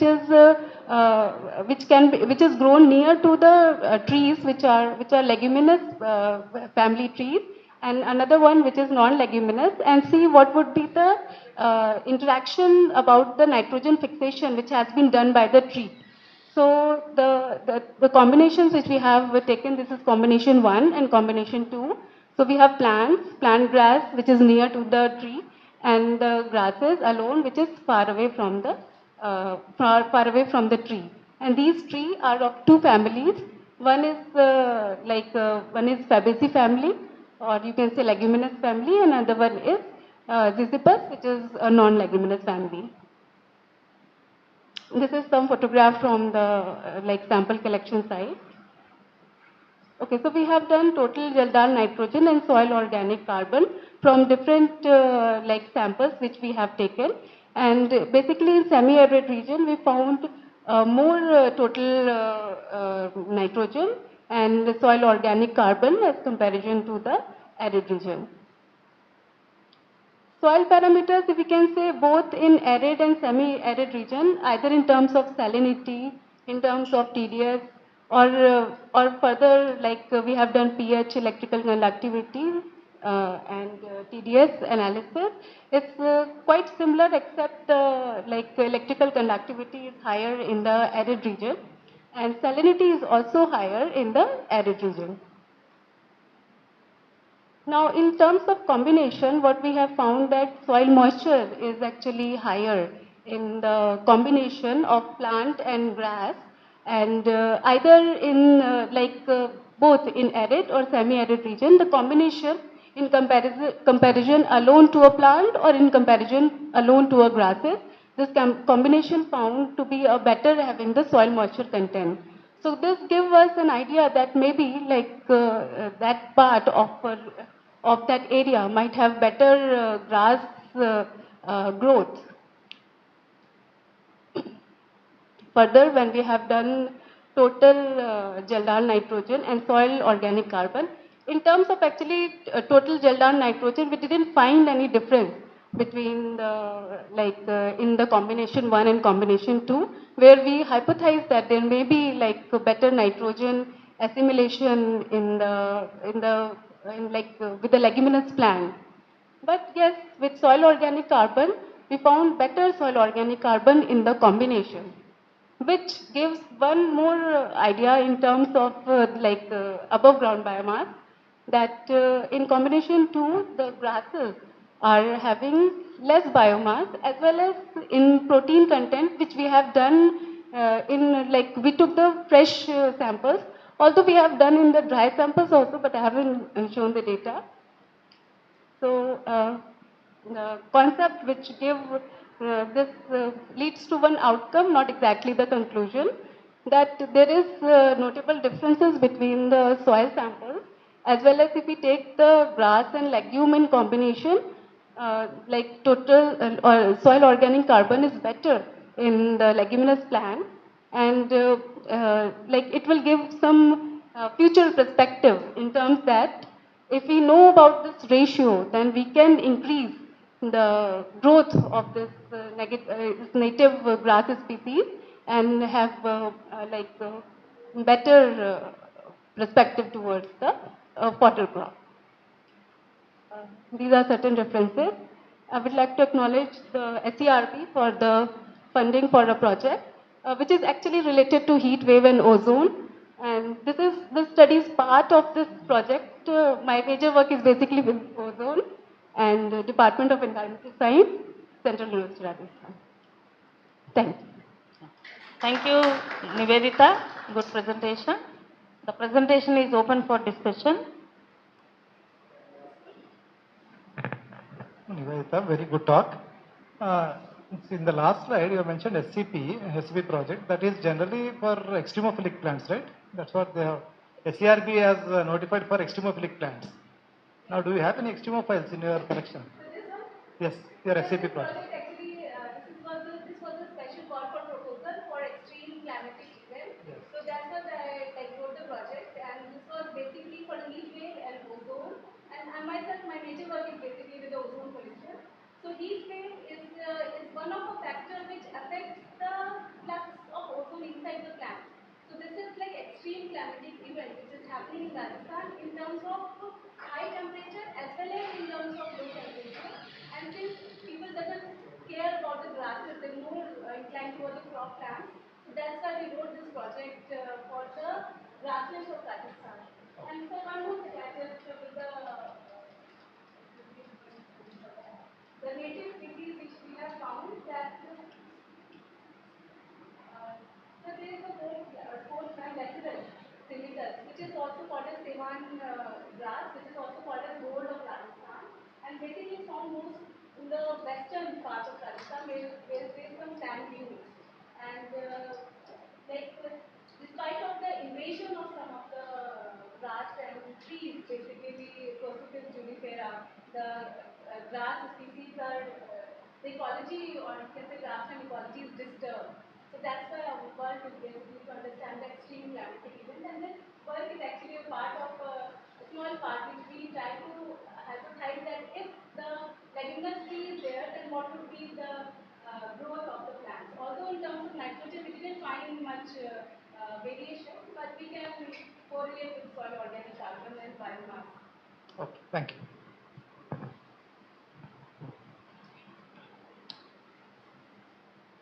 Okay. No more questions. We thank Nivedita once again. Now we go to the next speaker, Paul. He is from Connecticut Agricultural Experimental Station, USA.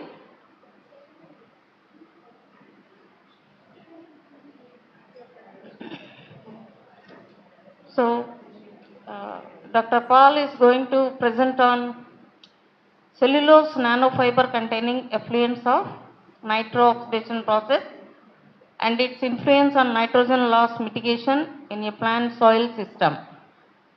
Yeah, thank you. Good afternoon, everybody.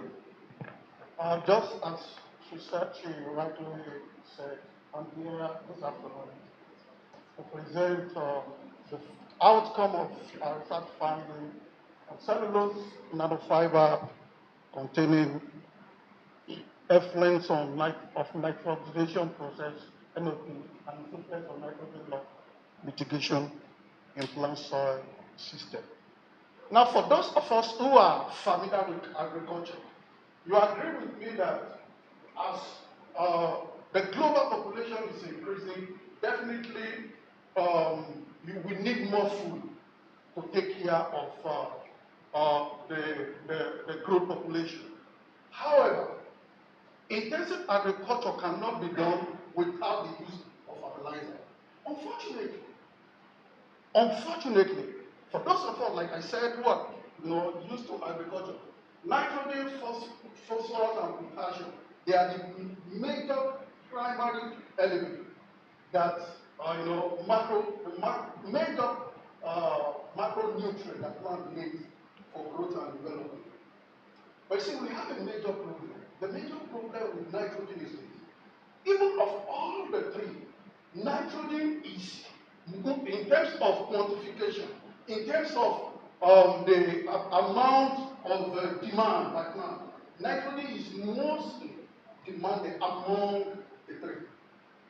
Unfortunately, there is a problem with the use of nitrogen fertilizer. Whether you use urea, irrespective of the source of nitrogen fertilizer you use, at the end of the day, it will be converted to nitrate and ammonium. Because plants take nitrogen in form of nitrate and ammonium. Those are two major forms, chemical forms in which nitrogen is taken by plant. Nitrogen and phosphorus are the major factor responsible for eutrophication. And why is this so? Nitrate is highly soluble in water. And when you apply your fertilizer, for example, now let me use maize for example.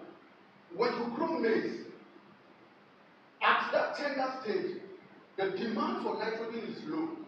But when you introduce your fertilizer into the soil, when you apply your fertilizer, because the rate of nitrogen, the demand is low at that stage, when there is precipitation, because of the high solubility of nitrogen, your nitrogen fertilizer gets leached below the root zone.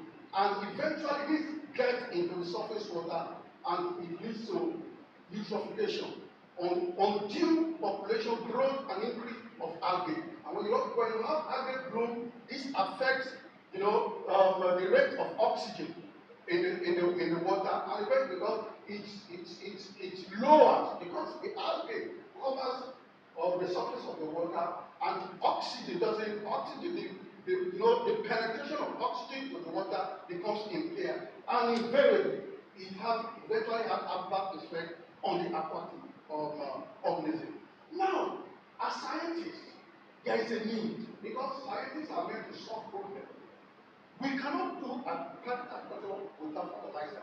Now, the nitrogen fertilizer you apply,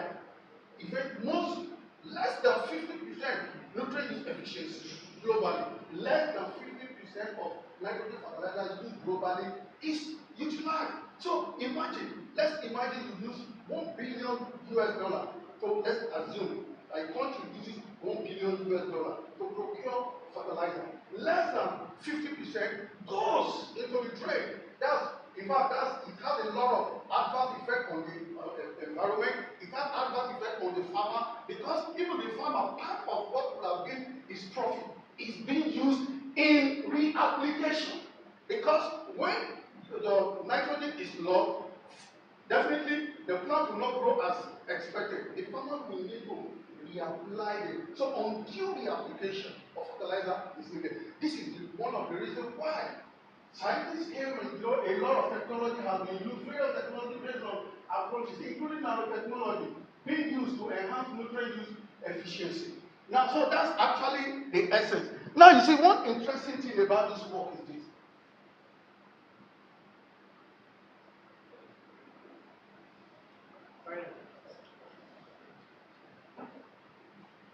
Okay, great. Now, you see, one interesting thing about this work, two major objectives. One, to make use of plant animal waste. You see, everywhere you have food waste, everywhere. In every nation you go, you will have food waste. Even as we are here at this program, it's not all the food provided that will be consumed. Eventually, we have to discard the leftover. Now, this research work address the issue. How do we convert all this waste material into something that is going to, benefit the society, even benefit the farmer and land? So, food waste,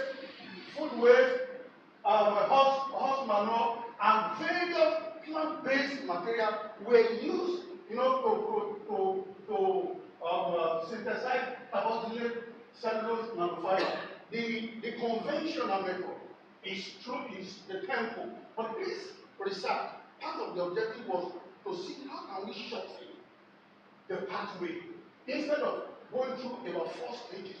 Now, this technique was developed, by the research group, and instead of going through that, let's find a means of shortening, the pathway, and also reducing the quantity and the type of chemicals that are being used. So instead of going through that conventional path, this is end of nitro oxidation process, whereby the research work involved constructing a bioreactor. A bioreactor was fed with plant waste food, horse waste, palm waste, spent grain.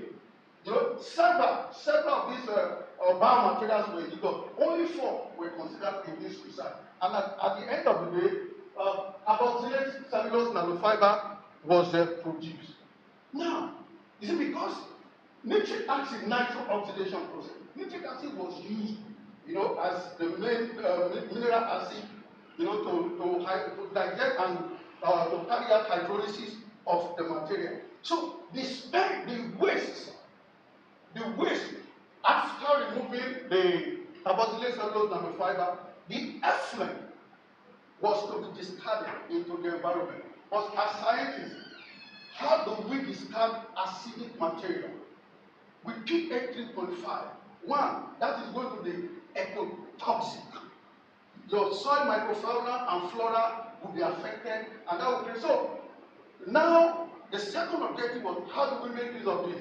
So we decided that instead of discharging this into the environment, which is going to create another problem, let's find a way of utilizing the effluent, which was originally supposed to be a waste. So what we did was, now, since we already have nitrogen there, so we use calcium hydroxide to neutralize. We use ammonium hydroxide as another source of nitrogen. Then we use potassium hydroxide, which was going to serve as K, as potassium in the fertilizer. So we use all these bases to raise the pH up to 6.5. Now, because we wanted to see the efficiency, this effluent, we want to use it as liquid fertilizer. So we have to carry out a comparative study between what we, the effluent that are nutrient fortified effluent and a commercial fertilizer. So what we did was, now since it was going to be a comparative study, we had to tailor the concentration of nitrogen, phosphorus, and potassium in the effluent, tailor it along with the regular commercial fertilizer. So we got a 3:1:2 ratio, NPK. So we have to do this formulation in a way that we also have 3:1:2 ratio of NPK. So at the end of the day, we have to introduce 50 milligram phosphorus, 50 milligram, then 16.67 and 33 milligram per kg NPK, both the effluent and the commercial fertilizer. So we introduced it into the soil. We already plant our lettuce, Latusa sativa. We already transferred into the toe. We applied the same rate. So now don't forget, we wanted to see originally the main purpose was to see can this effluent supply nutrient. But look at that, what interesting thing happened. As we were leaching, we carry out periodic leaching for five weeks consecutively. And we were monitoring the level of nitrogen, ammonium and nitrogen in the leaching. Interestingly, we discovered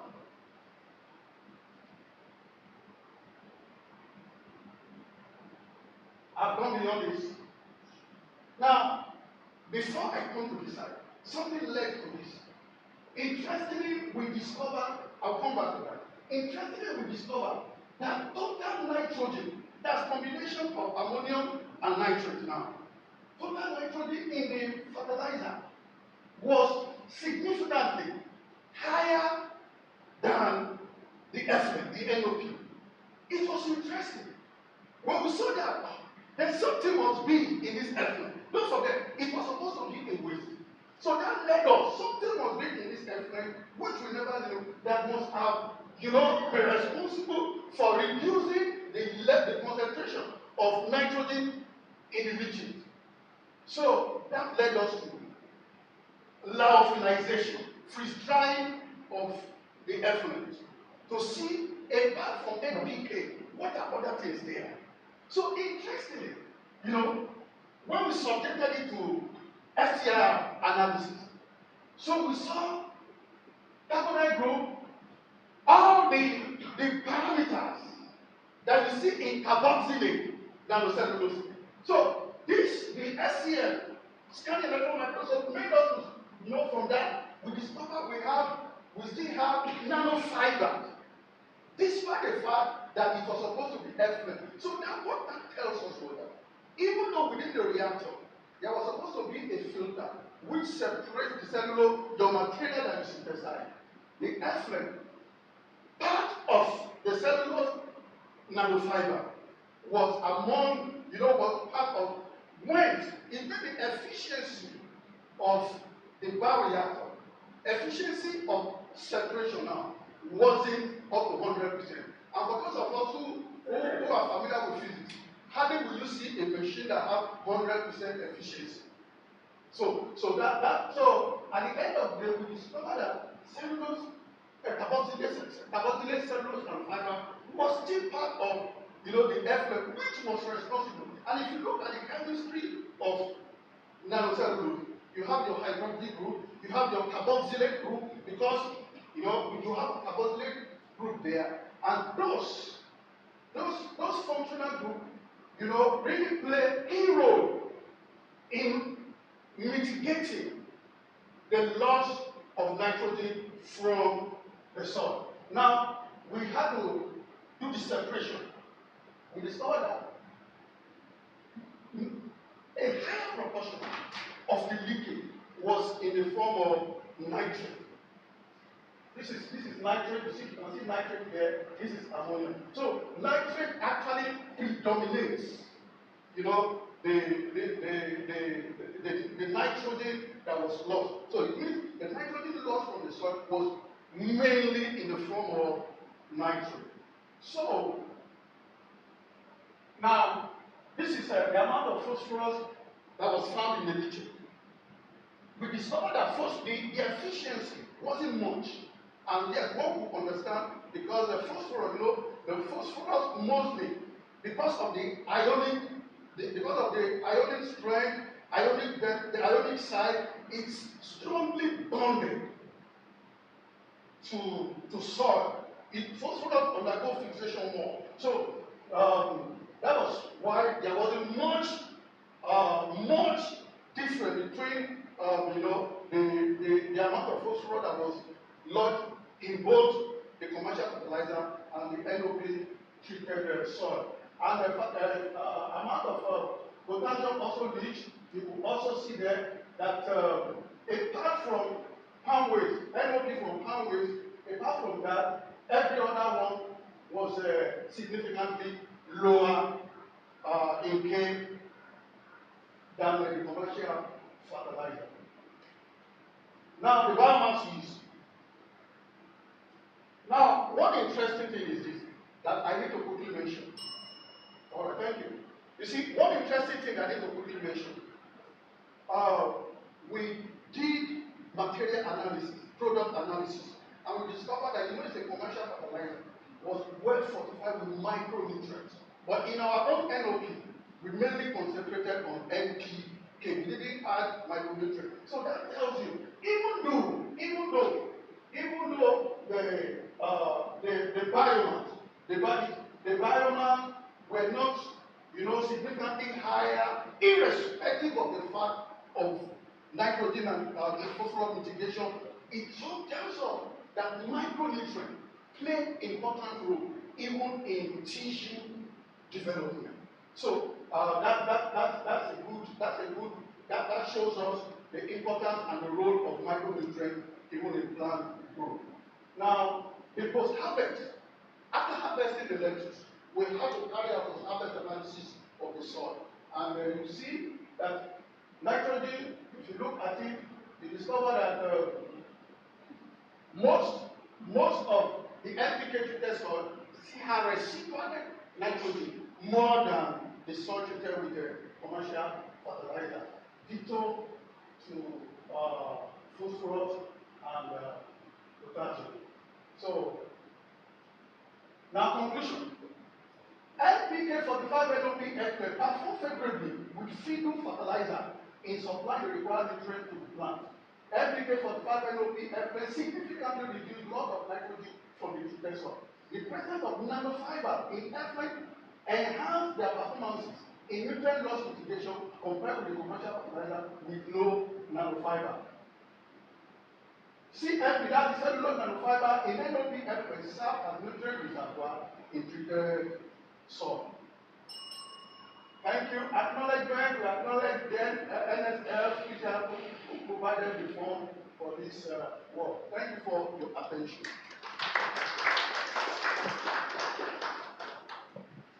The presentation is open for questions.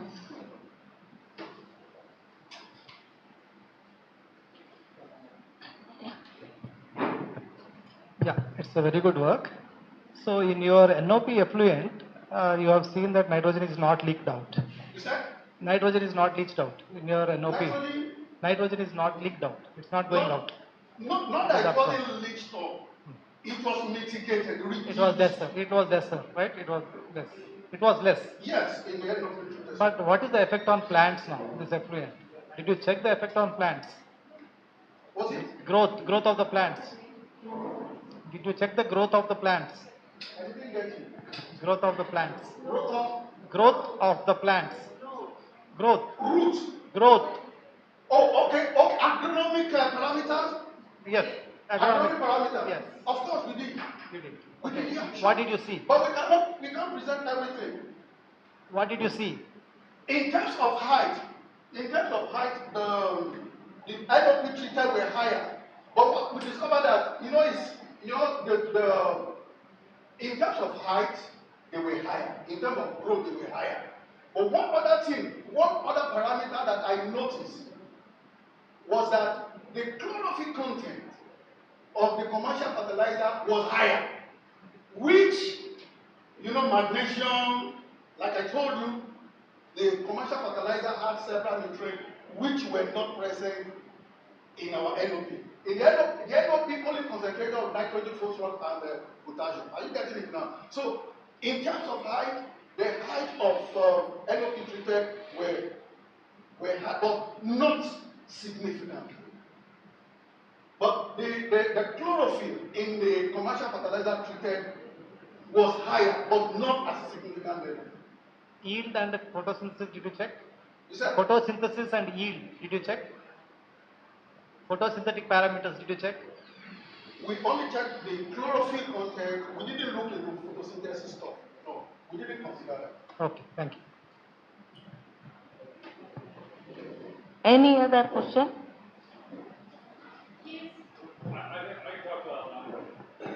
So when nitrogen's not used, when nitrogen's not used by the plant, two things can happen. One is leaching, the other is conversion to greenhouse gases.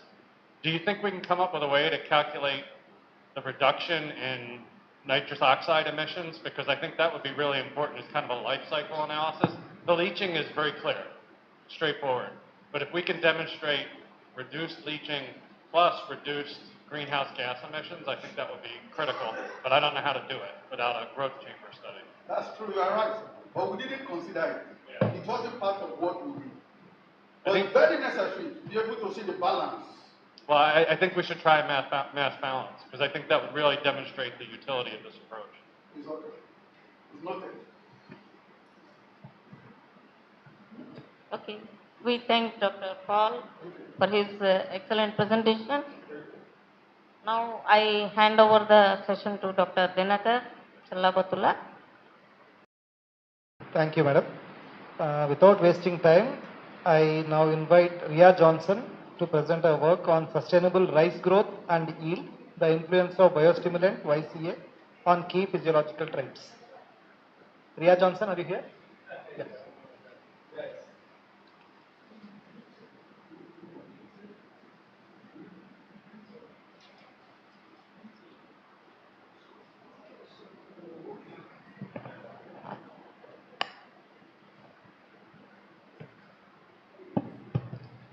Good evening all.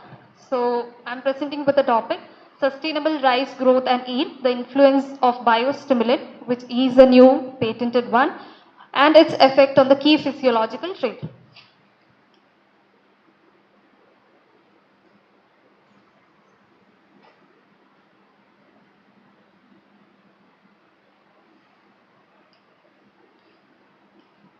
So before moving on to the use of biostimulant, let me just tell you why we have formulated this particular formulation. Now why we started with is because of the global insecurity related to the food issues as well as because of the malnutrition. Now food security is one of the issues that leads to malnutrition. So we focus on a method which not only destroys the soil but also imparts nutritional enhancement in the crop also. So this is the case with 2018, where we can see that in 2020 the rice growth was seen to be higher, and as it seems to the years passes on, it seems to have a lesser food security. Now moreover, what leads to this global food security? So the main reasons are over usage of the fertilizers, and the next one, the most important that we particularly focuses on is the biotic stress. So there are many cases like the drought, salinity, nutrient deficiency, highlight and high temperature. So these are some of the cases where the plant feels stressed. Apart from that, the plant also faces abiotic and also biotic stresses. Now more into the case of the crop that we have selected. I have selected a crop of rice, which is the crop that most of the people uses. Now as we belongs to the middle income country, we more focuses on the staple food like rice, where we can see the rice has three different stages. The first one is the vegetative stage, which include the seedling, tillering, and then the reproductive stage from where the flower blooms. Now, there are different modification techniques which are already available, but the reason is it's quite expensive and people are not accepting it. So, we made a new outcome, that is a biostimulant formulation. Now, biostimulant is not new to us. It came in 2018 in the Agricultural Farm Bill, which states that biostimulants are those substances which could be a microorganism or it could be an inorganic substance that enhances the growth as well as the efficiency of the plant. Now, biostimulants are categorized into 4 different types. It could be an acids, it could be a microbial extracts, it could be an extracts which has been taken from fish or any other proteins which are called protein hydrolysates, or it could be considered in different categories like chitosan, humic acids, fulvic acid, etc. Now, why we favored the biostimulant? It is an organic product which is rich in nutrition. That is the main case why we have formulated this biostimulant. Now this biostimulant formulation, the biostimulant that we have formulated, they have three products. That is a microbial extract, an amino acid and an antioxidant. So we have standardized its concentration, and then with an optimum diluted concentration we have applied this onto the seed, which is what we call as a primer. Now this biostimulant, when we talk about biostimulant, it should always be used in very minute quantity because we are giving the nutrition, so it should be always given in a very minute quantity. So we have standardized the concentration and it is around 25 ppm, which is far more less, and when you give it to the seeds, it enhances the seed germination. And the microbial extracts that we have prepared, it comes from the Saccharomyces cerevisiae, which we have extracted and then combined with the further procedure. So this is the procedure through which we have made the extract. Now coming over to the results. Now this biostimulant, when we have given in the seed stage, after that we have checked an analysis during the tillering and the booting stage. Now here you can see there are 4 treatments, that C which represents the control, C plus T which represents the treatment combined with the control condition. Now S is a stress condition which is a nutrient deficiency. Then stress plus treatment, which is our biostimulant that we have primed in the seed and cultivated in a stressed condition, that is a nutrient deficiency. So the first basic parameter we have checked is total chlorophyll, where we can see the 2 varieties of rice, that is MR represents Manuratna and H represents the Hrishwa. Now both these varieties, they have a different time period and the growth phases. So we have checked and we found that in both cases, the Manuratna, it shows higher quality when you give the treatment as compared to that of the variety Hrishwa. Now when you move on to the carotenoid content, here we have seen that the stress plus treated condition shows a higher accumulation of this particular carotenoid content in the seed. Now the photosynthetic efficiency, next we have checked, is the PS1 activity, and it was shown to be higher in the stress plus non-primed condition, and in the case of Manuratna you can see the control plus prime condition shows higher PS1 activity. Now when also checked for the FE by FO, that is the water splitting complex, it shows higher activity in the treatments in both the varieties.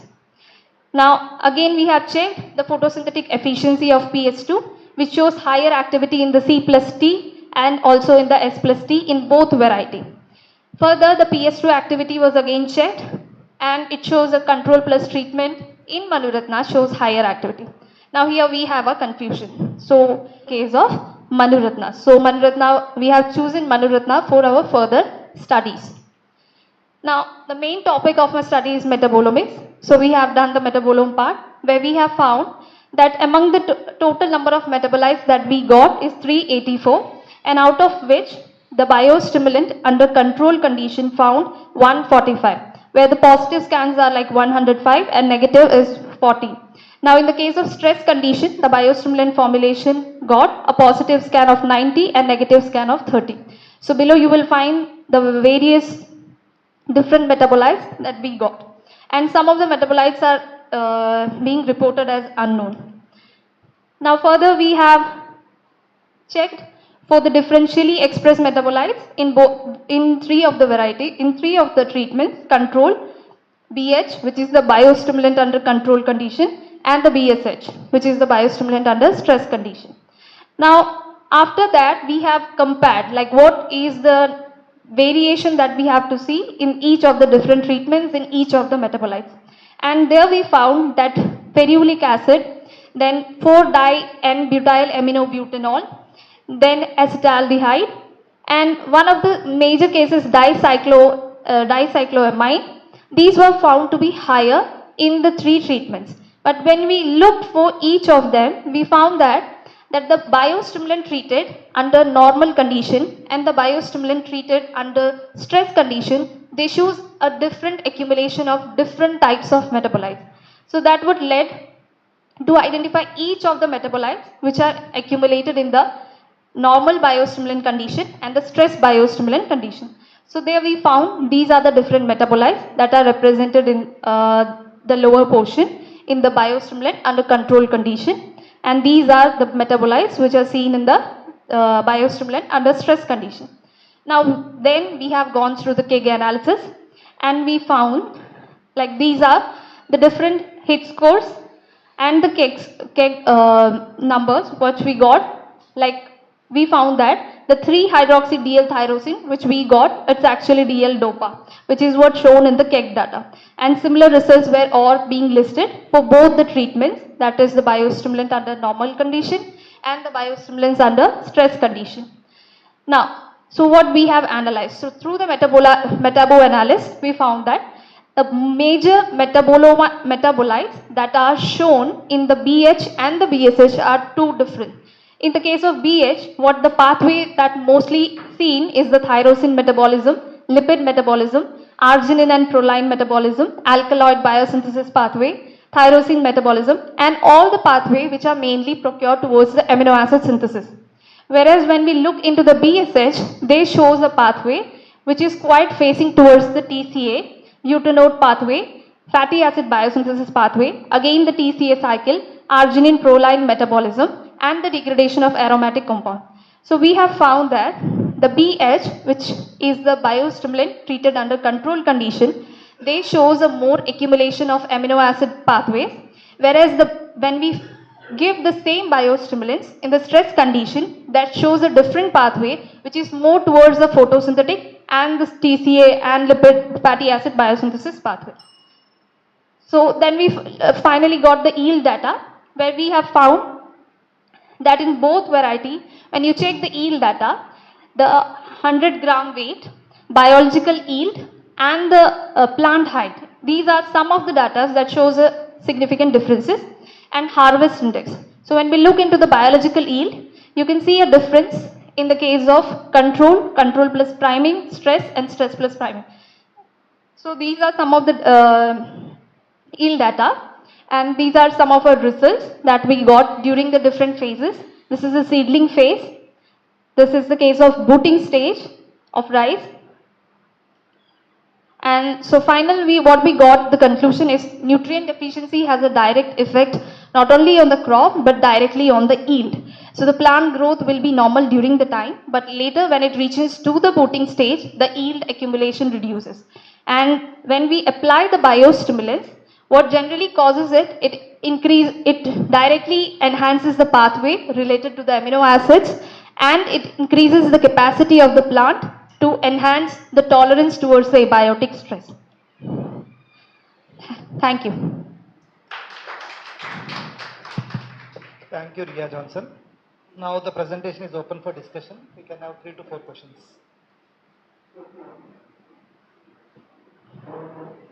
Any questions? Good evening, Ria, for the good presentation. Excellent work.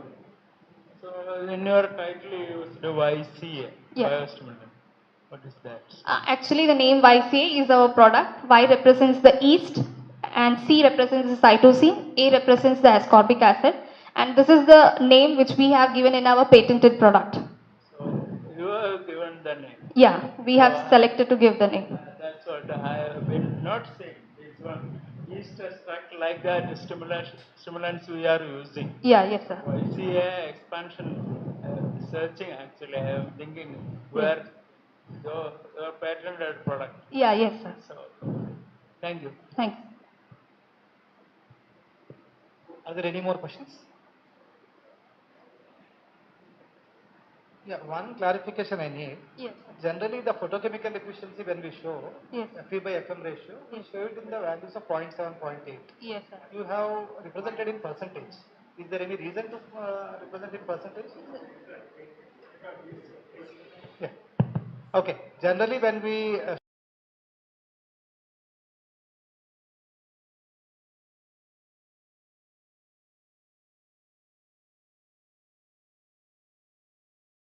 That's why I have listed in that manner.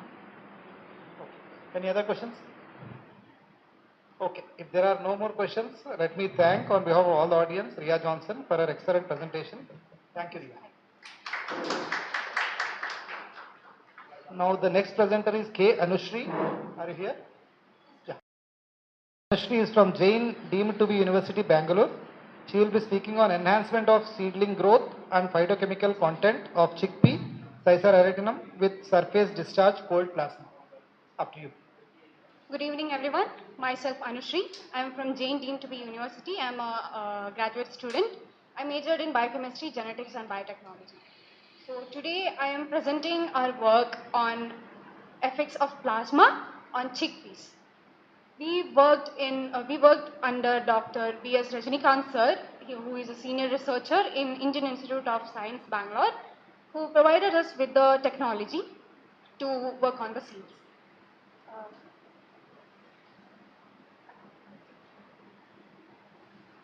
So basically, our idea was we were using a controlled version of plasma and checking its effects on chickpeas.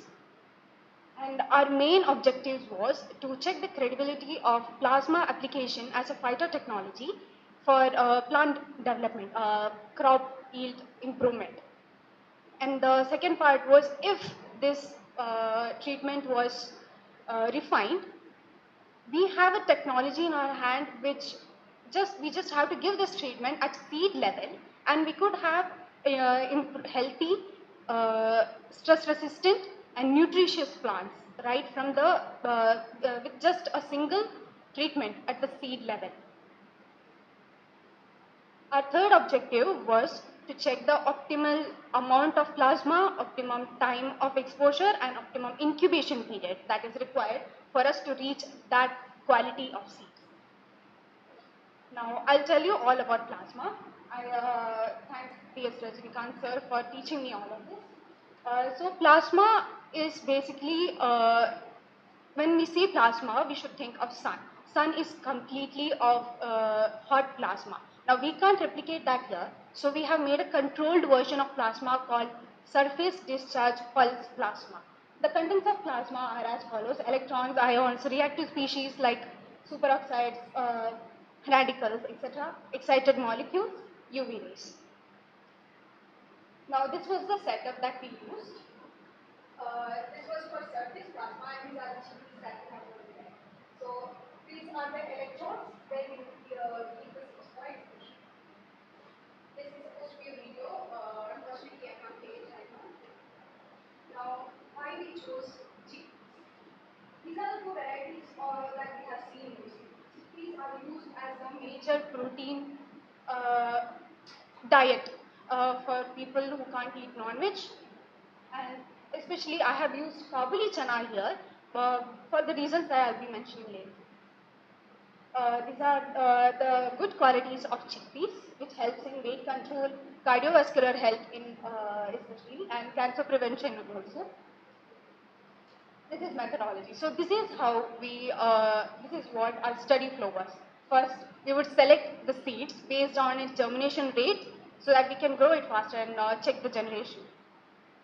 And then Caesar was selected among them, and then we would take it for plasma exposure. Now, in the high energy, high voltage engineering lab, we have standardized a particular parameter, and that is 18,000 volts for 10 minutes. And that is what we used here, and this was just a preliminary check. And after exposure, we would cover them in Ziploc covers, label them, and cover it in aluminum foil, and then keep it for an incubation period of around 14 days. That was also standardized at the lab. Now, after this, during this incubation period, we would check the protein content, amino acid content, and biomolecule contents from the seeds. And when the seeds were growing, after we would check the content analysis again week-wise. We used consecutively 3 weeks of data to publish here. Now, these are the parameters we studied. First, we would study the growth and vigor of the plant, how it is, we calculated its germination index, shoot length, root length, number of leaves, etc. And then we went and we got pretty good results. And to complement it, we thought of going into the phytochemical analysis. This was the field trial, and this was in the we had planted the seeds in a controlled conditions in lab. Now, on to the phytochemical analysis. Uh, this was the data that we found, and among this, these are the components that we checked against: terpenoids, flavonoids, saponins, cardioglycosides, phenols, steroids, reducing sugar, anthraquinones, alkaloids, and tannins. And out of these, cardioglycoside showed the most prominence, which was a shock to us because we did not realize its presence in chickpeas.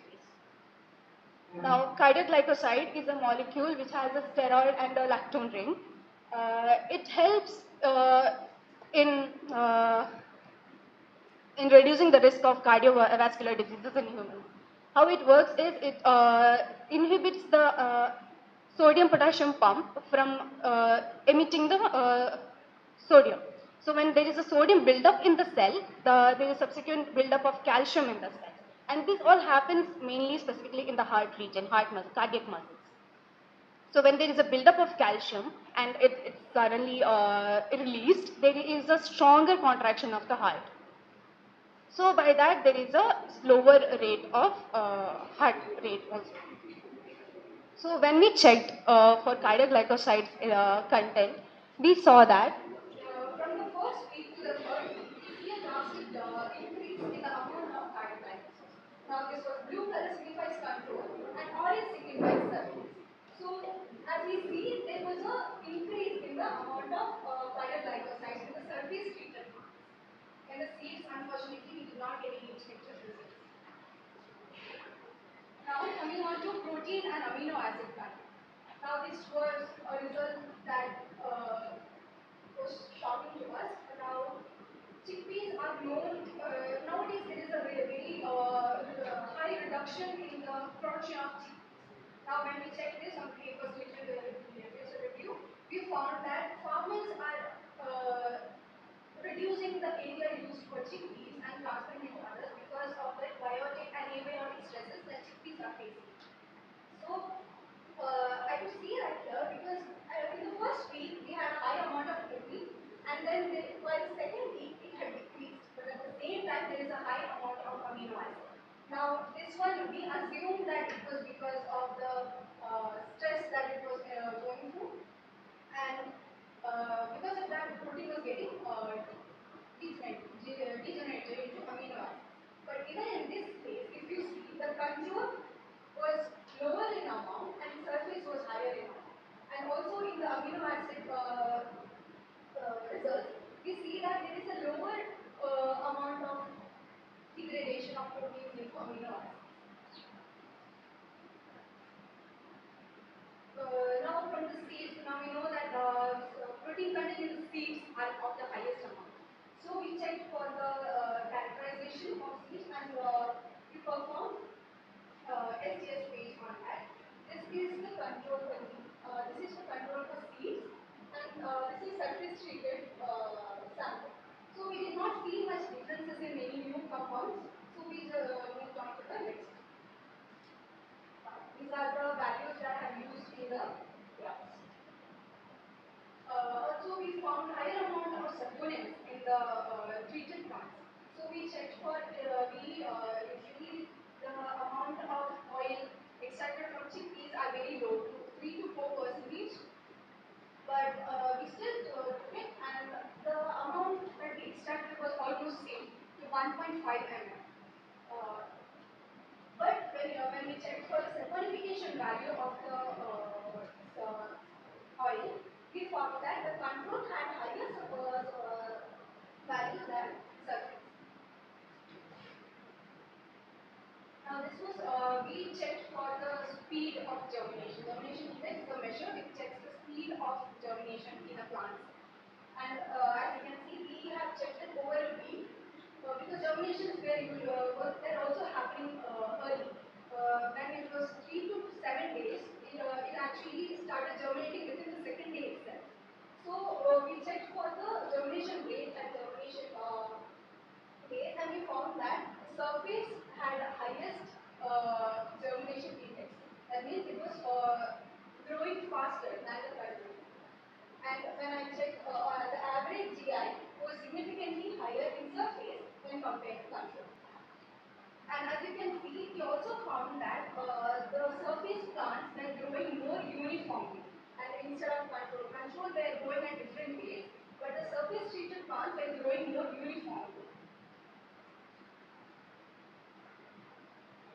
We also studied the shoot length of the plants, and this is just a small part of it, but we did see significantly higher value of shoot length in surface when compared to control. Now, we were not getting the proper results that we were looking for. The protein and amino acid results were not consistent. So we checked what anatomically was happening inside the cells. And this was the seed powder that we extracted from the chickpeas, and this was control surface. We saw that there was the control seed powders were bigger and much inflated when compared to surface. It has significantly shrunk. Now this was the shoot transfer section, which also when the plant was undergoing stress, we can see that this is the control and this is the surface. So the control had a bigger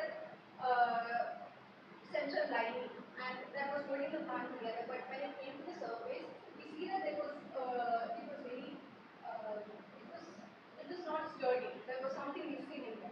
And also when we checked, there was xylem was spiraling out of the bundle. So we assume that the 10 minutes treatment of plasma is not optimum for chickpeas. So further, we expose the seeds to five different sets of time of exposure from 2 to 10 minutes, and that was the current study plan that we are doing, and we are seeing significant results in that. Concluding, seedling growth was significantly higher, but the phytochemical and its biomolecule estimations were not correlating as much as we expected. Now, future prospects would be if we can optimize all the parameters for this, we can get better yield and better phytochemical content, like I said. We can use the, when we see the 3-week consecutive values of cardioglycosid, we see that we can use it as a microgreens for, as in a diet for cardiovascular disease people who have CV. And also the plants were showing significant stress tolerance when we were visually seeing it. Acknowledgement. I thank my guide, Dr. Samya, Dr. Marsha, and Dr. B.S. Cancer for giving us the access to the technology. Thank you, Anushri. Now the session is open for discussion. So, any questions?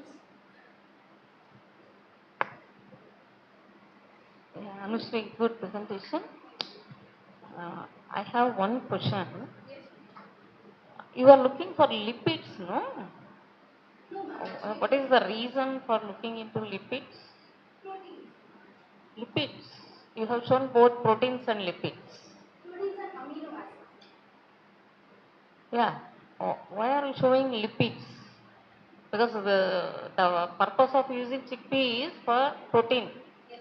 Fortification, I mean nutrients. Yes. Proteins are the nutrients there, basically. Amino acids, whatever you are telling. Yes. But chickpea doesn't have much lipid. Why you are looking into the lipid composition? No, ma'am, actually chickpea is one of the legumes which has the highest amount of protein. Right, I agree with you. Why you are looking for lipids? No, ma'am, actually we were looking into the leaves. The seeds, it was the same values. In the leaves is what I showed the results for. In the leaves, it is not much. We don't usually look for protein in leaves. But I wanted to check how the plasma is affecting the plant to produce more protein or amino acid in the leaves. Like I said, we could also use it as a microgreens for a diet for CVD patient or for any kind of diet. Does it cause any damage to DNA, this plasma? Actually, ma'am, that was the same question that I had. But when we think about it, if it is a optimal temperature, then it is fine. But otherwise, it can lead to that enzymes that is related to the replication of the DNA. Only there it will damage. Otherwise, the DNA, when we see, we have a paradox there. When only when the DNA is in a single cell structure and then it affects it, only only then there is a problem. But otherwise, we only see a reduction in the replication of DNA. Otherwise, there is no change in the genomic content or anything. In continuation of your first question, you told you were using this for food purposes or something, you are checking. But you have done the experiment in leaf, not in the seed. So, right, but what is the purpose of using the experiment in leaf rather than seed? Estimation of your nutrients. Yes, ma'am. We don't eat the leaf, no? Yes, ma'am, but we saw that the protein amount was higher and we can incorporate it into our diet. Chickpea leaf? Yes, ma'am. Is it for human welfare or for grazing animals it is useful? Humans also, ma'am. We can try it. This is a new idea. I think this was, the whole idea was to check the effect of plasma rather than the food of component. But then also, if we refine the technology, maybe we can go into that. It's just a preliminary study. We have not even standardized the data. Thank you. Thank you. Any other questions? Very good evening, Anusri. Excellent work and good presentation. You were mentioning it's a glycemic index is low in chickpea and near zero cholesterol. So, and in our diet it's a major legume. You were mentioning that there was biotic and abiotic stock. People, farmers are shifting. And I learned that 3/4 the world production is in India. So if people are shifting, so it has to come down. No? Still it is India ranking high. So the thing is, we had a huge problem in procuring the seeds itself. We searched over the Karnataka State Seed Corporation and we were out of stock. And the justifications they gave were the farmers are not ready to cultivate it because of the biotic and abiotic stresses that these seeds are undergoing during the growth. Concern rise from the farmers, like they are facing the problem. Yes. They are facing that problem that there is biotic and abiotic stress, especially normally chana. It is very susceptible to biotic. We tried to grow it in sheets and we were getting fungal contamination, but it was significantly. Thank you, Anusri. Good luck. Okay, yes. Hi, I just have a few small questions. So, did you mention what kind of gas you used for this cold plasma? Because for me, for whatever I know about cold plasma, it's used for like sterilization of seeds. So, yeah, so what kind of gas you used? And second is, do you think this result on chickpea will be transferable to other crops as well, or will it be completely different optimization procedure, or it can be directly transferable to similar size seeds or smaller size seeds? Yeah, that's it. So, to the first question, we have used plain air, normal air for the induction of the plasma. For the second question, we actually took the same parameters that was used for other plants. We know that all seeds have different physiology when you look into them. There is different pathways, there is different ways of, now if you look at cucurbits, it has outer seed coat and it comes like that. So there is different physiology for each seed and different size. It all differs. We have checked for around more than 20 varieties of seeds among my other colleagues, and we have seen different. Majority seeds were working well under 10 minutes. That is why we used it. But when chickpea came into the scene, we understood that that is not the case. It was different for different seeds. That is why we expanded our range of exposure to 5 different exposures. And we checked which one was working well. And then we would take that and check the biochemical factors. Just last question. Do you think after you have treated your seeds with cold plasma, how long can you store those seeds before you think you will lose the whatever advantage you have gotten after the treatment? Yes, that is a very important question that I myself forgot to tell you all. The thing is, there is even difference in the growth of the plants by how much incubation period you have given. Now we have given sold the plants on the next day of exposure and after 1 week, after 14 weeks. Even that parameter is completely conditioned for each plant. Now the optimum one that we found was 14 days, 14 to 20 days. It was working well. And this will be as my mentor has explained to me, it is a permanent treatment. After a certain period of incubation, you will see the same amount of changes in the seeds. There won't be any difference. Any other questions? Okay, one more small suggestion I want to give you, Anushree. In majority of your figures, you didn't include statistics, and you didn't show the error bars. Yes. So that you try to incorporate the next time. In your table you have it, but in your figures you don't have. Yes. That you try to incorporate. Are there any more questions? Okay, madam. Thank you. Okay, if there are no more questions, on behalf of the chair and the co-chair, the organizers and the people present here, I thank all the speakers for their wonderful presentations. So here in this session 2, Professor Martha Marmiroli has presented, Dr. Nivedita Chaudhary has presented, Paul Haikpo-Podian has presented the work, and Ms. Ria Johnson has presented, and K. Anushree has presented the work. I congratulate all the presenters, and then I wish you all the best.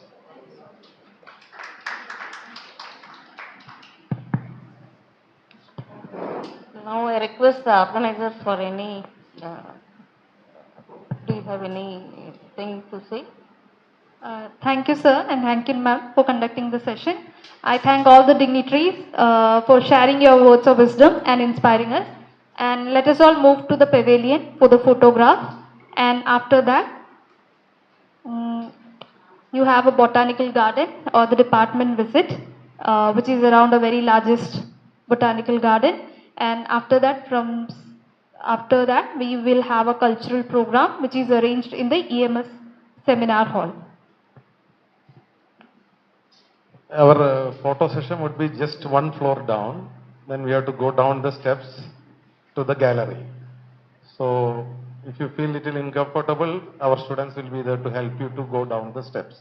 Because slightly you have to be careful, but our students will take care of you. Okay, that is one. Secondly, after that, if just in front of this department, we will have vehicles available. That vehicle will take you to the garden. So in order to save time, otherwise we walk, again that is going to get dark, and if it is dark, we will not be able to see the garden. So once the garden, we see that, the vehicle will be out just outside the gate. From there we go to the cultural program venue. Okay, thank you.